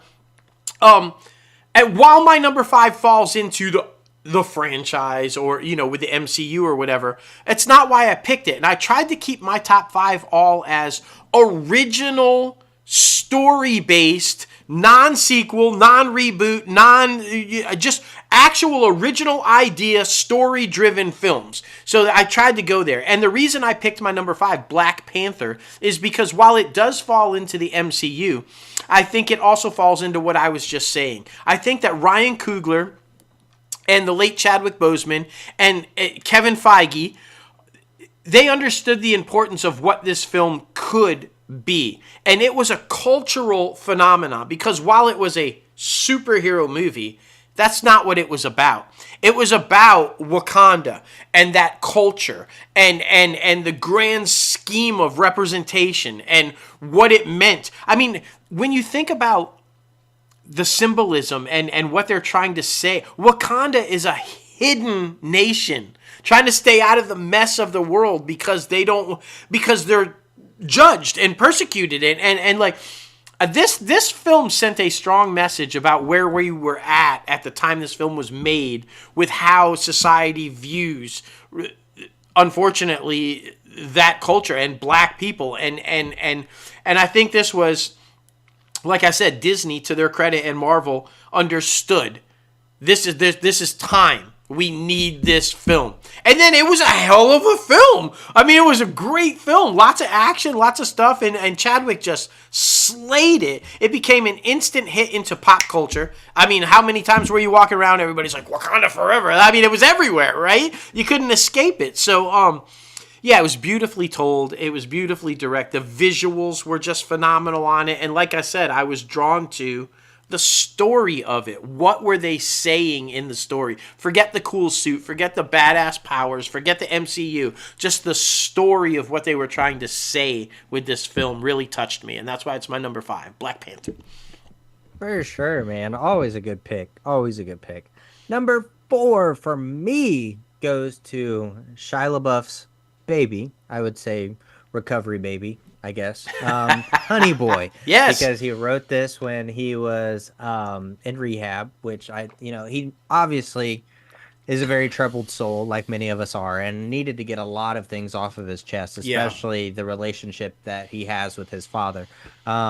It's basically the story of being a child actor and, having a guardian who looks after you, who is not really the best version of themselves. And with taking away the child actors part, there's so many instances in society, and maybe even in your personal life, my personal life, anyone's personal life, to where there's situations to where you're like, man, I could have done that better, or man, I was in a situation to where they could have done that better. So, without doubt. It's a good mirroring to society. And I felt like, it was a good, I really enjoyed it a lot because everybody knows, if you go back and listen to my EOPs conversations with you, I have a lot of baggage, especially when it comes to my father. So it's definitely one that hit a nail right on the head, very much hit home. And, you're always looking for that connectability when you go in to see a movie. So I think this one did an amazing job. Not enough people talk about this film,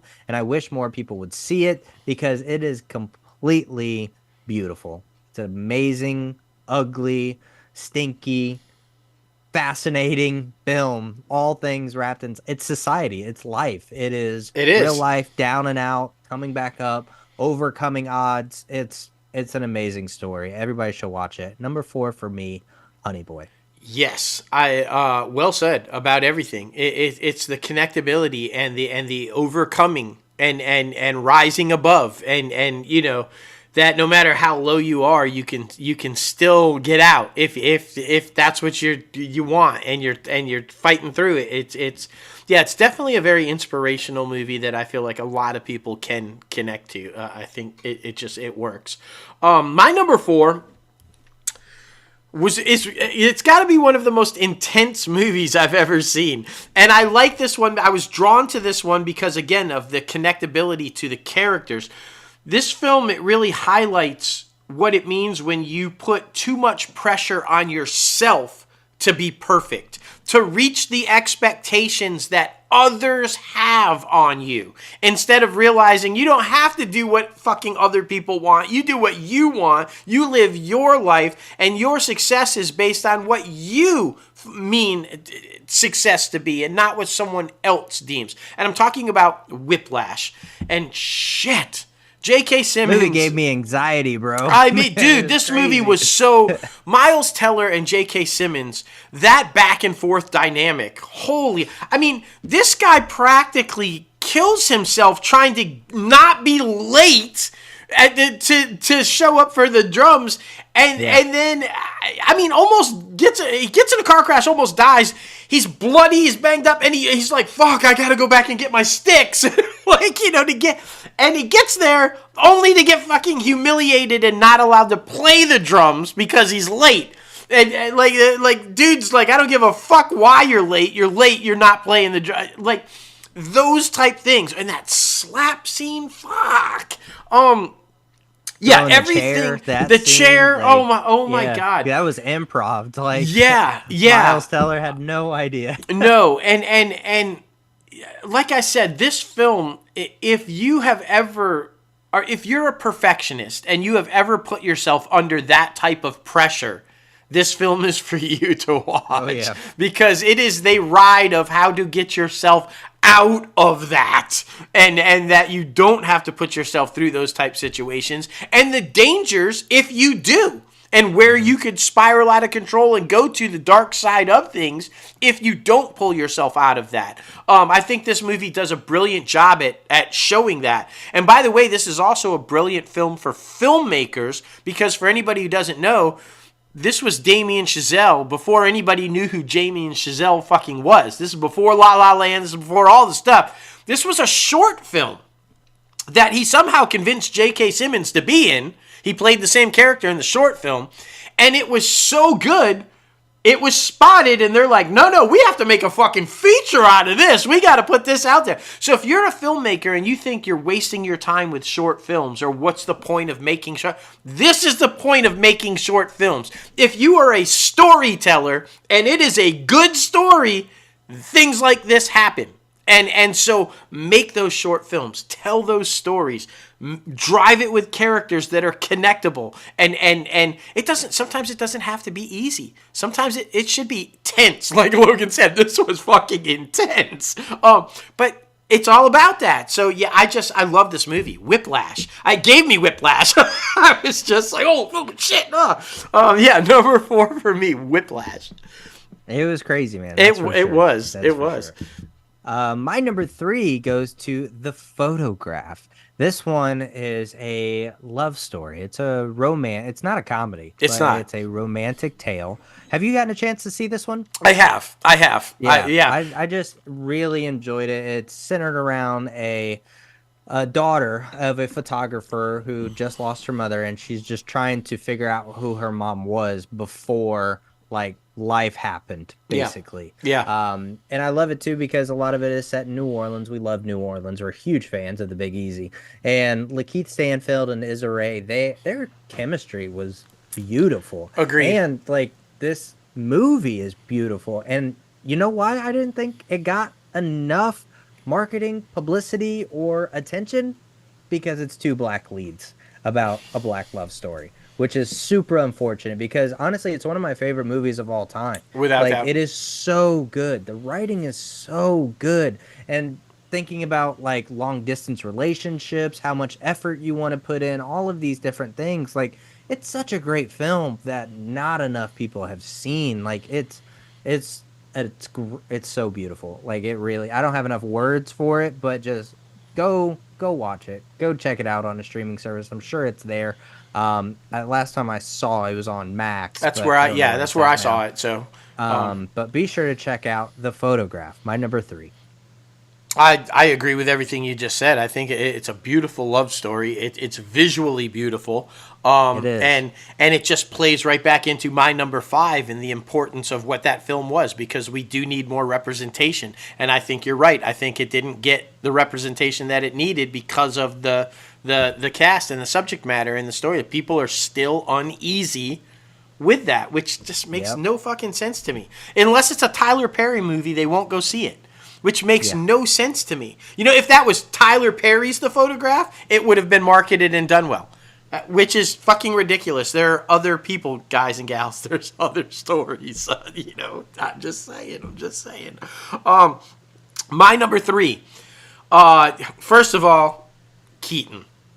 Enough said, right? This was, in my opinion, this was the start of his huge comeback, right? He wins the Oscar for this. This is it. This is the resurgence of Michael Keaton to the glory of what we have him now. It was this movie, I think, that launched it, in my opinion.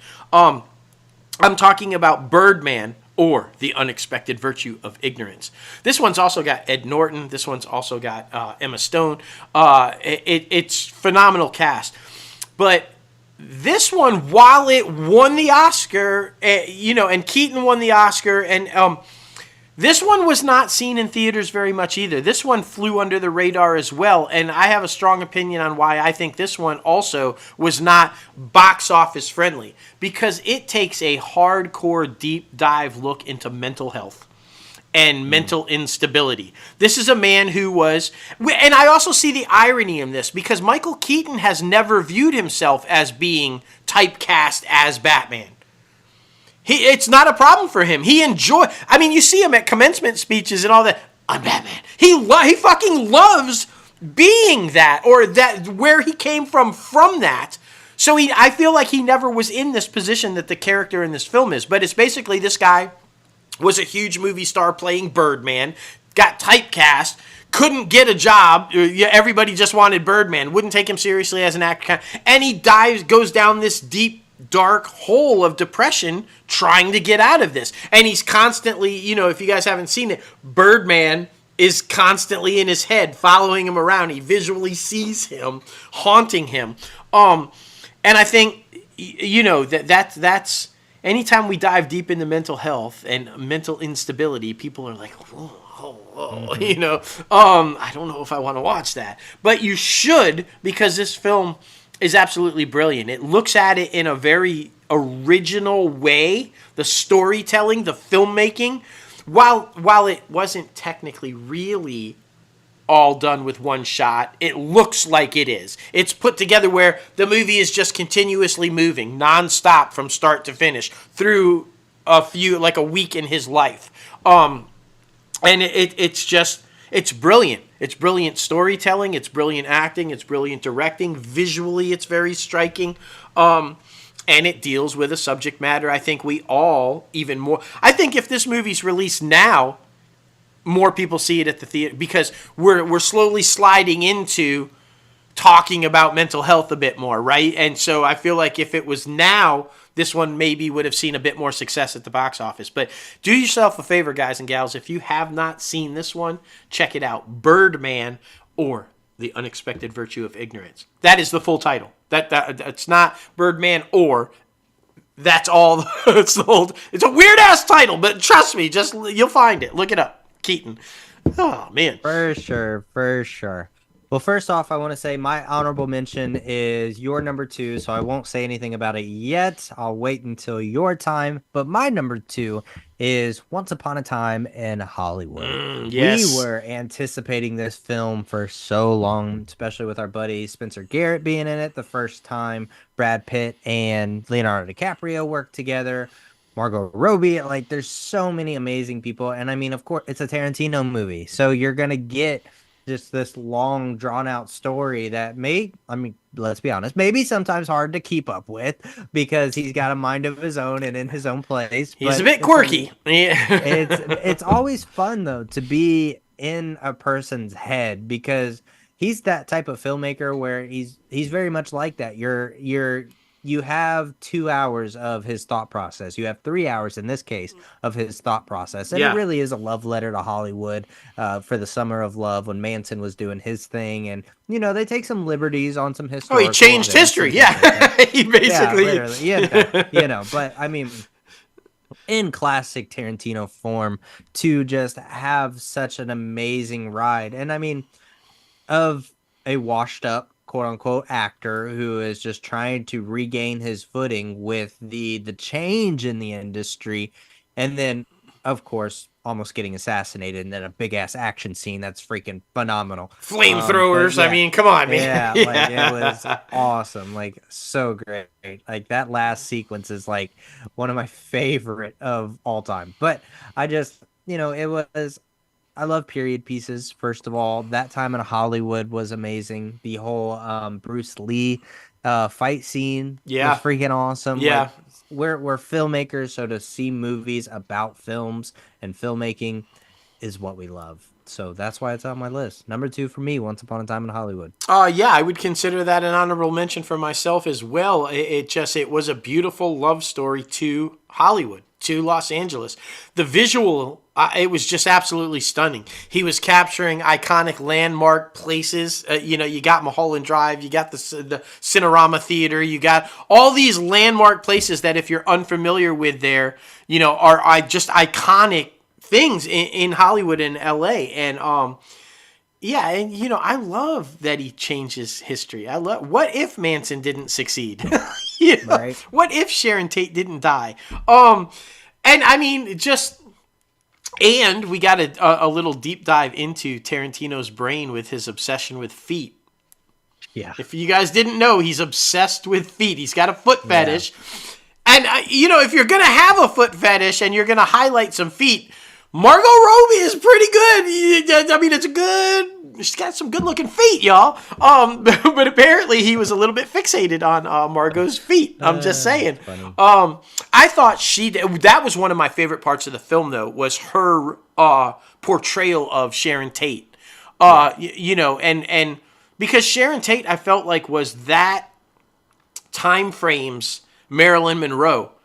There was a blonde bombshell who was actually really talented, but then also very introverted and unsure. She didn't believe that she was as good as people told her she was. And like that scene when she's watching herself in the movie and she's realizing that people are enjoying it and that was so powerful. It's little things like that Tarantino is really good at, right? Just like character studies of, let's show you a bit inside the head of this person and what they're thinking at that time. He just does that so well. Great pick. Once Upon a Time in Hollywood. My number 2 is terrifying because it's literally happening right now. It's literally happening, which is why I think it was so relevant. It's also why I think it didn't do well at the box office because people were terrified to watch it and see it. But I think this is a must-see film. And our upcoming episode of Everything's Okay, we dive deep into this and what's going on and the subject matter of this. My number 2 is Civil War. And it's basically taking a very stark, harsh look at the political landscape and where it's at right now.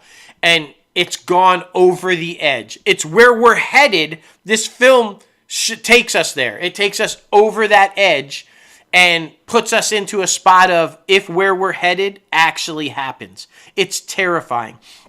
I know you too, but because we talked about it, but I was all in on this movie because it's being told from journalists' point of view. And coming from a journalism background and working 20 plus years in news, I was very gravitated to this film of seeing them trying to get to Washington to tell this story and the risks and the dangers that journalists will put themselves in to tell the truth, to get the facts out there, right? So you hear so often now we're dissing on journalism and broadcast media and they're this or they're that. But there are real journalists out there doing real work, telling real stories and giving you the facts and often putting themselves in danger to do so. The assassination attempt on Trump, you saw it. Those people, that iconic photo that is everywhere, that's a photojournalist standing up while gunfire is going on to get that shot because his thought process was, I need to get the shot. This film highlights it so beautifully about that. We have to let the people know what's going on. We've got to make the story there. And it's a terrifying story. It is a country broken apart. parts of the country have seceded, and they're at war, internal war, and talk about an intense film to watch, y'all. This one, it's be ready for it, because it will cause you anxiety. It will cause you to feel anger. It will cause you to feel sorrow. About the only thing it will not invoke in you is humor or laughter, but you will feel every other emotion in watching this bad boy. Because man, and there's so many unexpected things in it, like oh shit moments. That's the thing. Prepare yourself for visually graphic things. Visually graphic. You'll oh shit. It's stuff that you would only see if you went to war type shit. Yes, I love this film. Like, I absolutely, because you feel like you're in it. So good, right? Don't you feel like the whole time you're watching it, you feel like you were on this journey, literally with them in that war zone, riding along with them. It was so well done, man. So, it might be one of the most important films of this generation, and maybe even in the last 50, 60, 70 years. I think it's a must-see film. It's very eye-opening, and it doesn't hold back. So my number 2, Civil War, but be prepared. That's what we're saying. Yes, exactly. Yeah. Shout out A24 making original content. Oh my God, so good. So good. Love to see it. My number 1 goes to, I talk about this one often, but I mean, it's just a reminder, 1917. Oh my gosh. Like, this one, I just, from start to finish, it's kind of like Birdman in the sense of, that one continual shot. Of course, it's broken up between days and things like that. But I mean, it's kind of like a little bit like the British Saving Private Ryan, a little bit. Yeah. And I just, it's a beautiful film with some amazing actors and amazing storytelling. And it's kind of it shows you we're sending kids over there. We're sending kids to war to fight our government battles, which is terrifying, because like some of these kids, like, they might not even agree with what's going on in the government, but since they enlisted, they have to do this. And especially like back in that time period where they're like, no, you're going. Like, you didn't enlist. You were just drafted. Yeah, you didn't have a choice. Yeah. And if you have a problem with it, like, you're going to jail.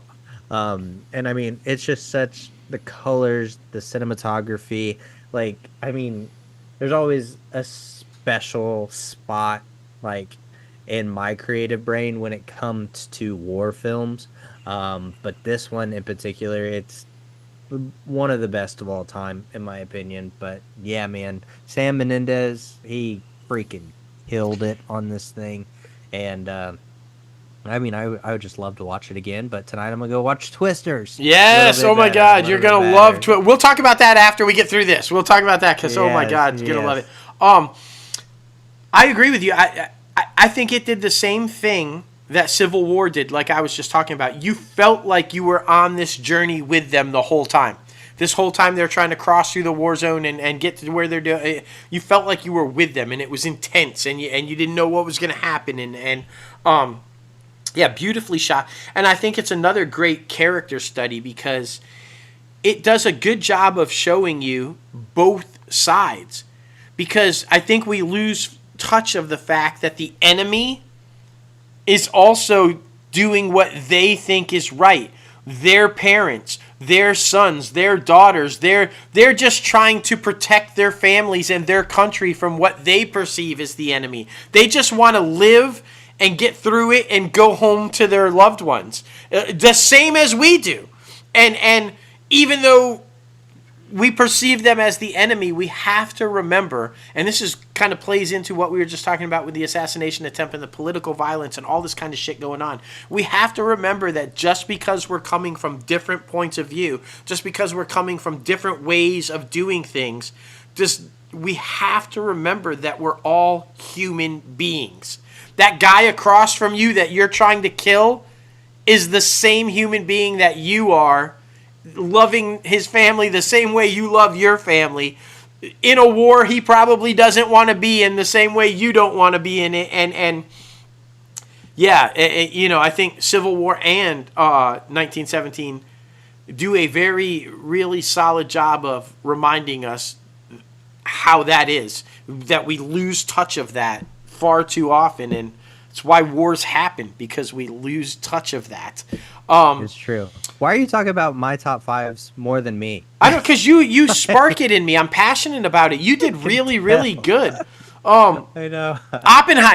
Oppenheimer. My number one is Oppenheimer. I won't say a lot about this one because I have talked about this one relentlessly. Oppenheimer, in my opinion, is the single greatest film ever made. I think it knocked off Godfather for me. I think everything about it is filmmaking perfection. From the script to the casting to the directing to the visuals to the storytelling to just literally everything. This is a masterpiece by Christopher Nolan in how to tell a story, how to make a film. It's another one. I liken it to what Cameron did with Titanic or what Spielberg did with Lincoln. Even though you know the ending, you're still on the edge of your seat freaking out about what's going to happen, even though you know what the fuck is going to happen. So I think anytime that a filmmaker or a storyteller can do that, you know the boat sinks, but you're still wondering, oh my God, is the boat going to sink? What's going to happen? Or Lincoln, are they going to pass the slavery bill? Are they going to end slavery? Is he going to that? But you're still like, ah. And this movie for me did that too. He gets the bomb. It works. They drop it. They end the war. But you're still on the edge of your seat the whole time. And for me, any film that a packed theater, you don't know what they look like because they never once look back away from the screen. Glued to the screen. That was this film. I couldn't tell you what anybody in my theater looked like because nobody looked away from the screen long enough to see their face. They were all just glued. And that tells you everything you need to know about how good the film is. So my number one, Oppenheimer. I have old gray hair now. My back hurts. I have a walker. I have 3 grandkids. And now we're finished with the top 5. Yes. Oh, my goodness. We want to know, what is your favorite film of the past 10 years? Please be sure to comment below in the YouTube comment section. Add us on Twitter or X or Threads. All the good things. We love the fan interaction. So please be sure to do so. We love it. We love it. But man, oh man, the box office recap from last week. Despicable Me did exactly what it was supposed to do. Stayed at number 1. This is the 4th installment, so it's awesome to see that it's making huge strides. Yes. It came in at number 1, 45 million. Long Legs came in at number 2 with 23. Inside Out 2 came in at number 3 with 21. A Quiet Place Day 1 came in at number 4 with 12. And then Fly Me to the Moon made 10 million, which is awesome because that is over projections. They were expecting like 7 to 8, so it's awesome that it made that. I am going to see that one as soon as we're done recording, and I know you're going to see the next week's number 1. Yeah. Yes, exactly. Twisters. Oh my gosh. Excited about that. I'm good. Pumped. They're expecting like anywhere between 55 to 58. Yeah, I feel like it could push to freaking 60. I think maybe 70. my theater was packed when I saw it Wednesday night, packed. So well, tickets were going like crazy. Yeah, so. I think it might overperform. I will say this movie solidifies Glenn Powell as the current golden boy of Hollywood right now. For sure. There's a reason why everybody wants him, and this movie just continues to solidify that. This guy nails it in everything that he's been in, and he continues to do that in Twisters. And Daisy Edgar Jones, their chemistry was just it was great. It was great. The story's really good. They did the same kind of things, from what I understand, that the original did, which is taking actual footage from storms and then combining it with fake CGI to make the most realistic looking things. So we're not going to talk about anything about, because I don't want to spoil it. But I'll say this, and this is just me personally. I thought the only thing that it was lacking, and it could be because Seymour Hoffman had my name. Yeah, I mean. Dusty. But it's missing a Dusty, if you will, for me. I wanted that character somewhere, and it doesn't have that character somewhere. So for me, that was the one thing I was like, man.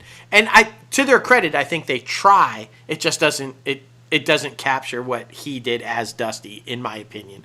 But other than that, and the only other thing is, first of all, our buddy Papsadera cast it. I didn't know that, but he did, and that's fantastic. Which explains why the new Superman is in it, Corn Sweat. But he's a total douchebag. He's like a dick. So the irony of the one role you're going to see him in before you see him as Superman, he's a total dick, which I thought was great. Well done, David. I thought that was really good. Anyway, good stuff. Movies you can still go see right now: Fly Me to the Moon, Long Legs, Bad Boys Ride or Die, Maxine, and then that Kaleki 2898 AD. So be sure to check out those and select theaters near you. IMDbPro's top trending segment is very interesting this week because Gladiator Part 2 only put out one trailer, and they're now the top trending movie. So that is very interesting. And I didn't even think it was that great of a trailer. So we'll see what happens, man. We'll see what happens. True. Word of mouth is hitting it, though. So, I mean, that's kind of cool. Top trending TV show makes sense. House of the Dragon, even though after a lackluster episode last week, we're looking to gain more action this week, so we're super excited about that. And then sadly, the top trending star is Shelley Duvall, of course. Always for the bad things. Always for the bad things. But anyway, guys, thank you so much for getting crazy with us on episode 266 of ITCAF Podcast. We got to thank our guest one time. Another time, Erika Soto. Be sure to follow her on Instagram. I believe Erika Soto V. Oh man, all the good things, man. We really hope you enjoyed that interview. She was absolutely amazing. She was. And then, of course, you can follow the company and podcast on social media. The company is at Crazy Ant Media, anywhere and everywhere. The podcast is at ITCAFpodcast. And then, of course, follow our other podcast, the mental health one, Everything's Okay P, where we're going to be talking about political anxiety. That's going to be the title. Political anxiety. There may or may not be a part 2 after the DNC. So we'll see. Oh my goodness. But you guys know you can follow us both personally on social media. Myself at Logan Austin and at Crazy Ant CEO. Yeah, buddy. And you guys know you can subscribe to this podcast anywhere you listen to your podcast. Apple Podcasts, Spotify, Google Play Music, iHeartRadio, Podbean, Stitcher, and so much more. If you're watching this video on YouTube, we appreciate it. Be sure to hit that like button below, subscribe to the channel, and ring the bell for all the latest and greatest notifications coming out of Crazy Ant Media. Plus, we have so much other things going on here at Crazy Ant Media. That's why you got to visit our website, www.crazyantmedia.com, where you can start rocking the latest, greatest Crazy Ant Media gear, stay up to date with all the projects we're working on, and get to know us a little bit more because we have our professional bios on there. We do. But man, what a crazy freaking week. So much good things happening in the industry. I'm excited for the Emmys. I mean, when award season comes around, like, it's my favorite time of the year by far. Same. And it's good to see some of the ones that should have gotten nominations a long time ago get them finally. It's good to see, like you said, original programming making such a strong appearance. I mean, I love that, I'm excited for it. I can't wait to watch and see what happens, and pulling for my man Johnny B, but I think Gosling's going to get him. Right. That Beavis and Butthead skit is probably one of the greatest things I've seen in the last 30 years. It's going to be hard to beat. I think it's going to be hard to beat. For sure. And we should say next week we will not have an episode. It is my wife's / your daughter's birthday. Yes, so it is. Celebrating. So we'll just be taking a nice little week gap, just letting everybody know. But we're super excited about it because we're going to see Deadpool and Wolverine. Yes. Man, super excited. Oh my super God. excited. Yeah. Woo. Yes. Maybe even a special cameo from the one, the only Oprah.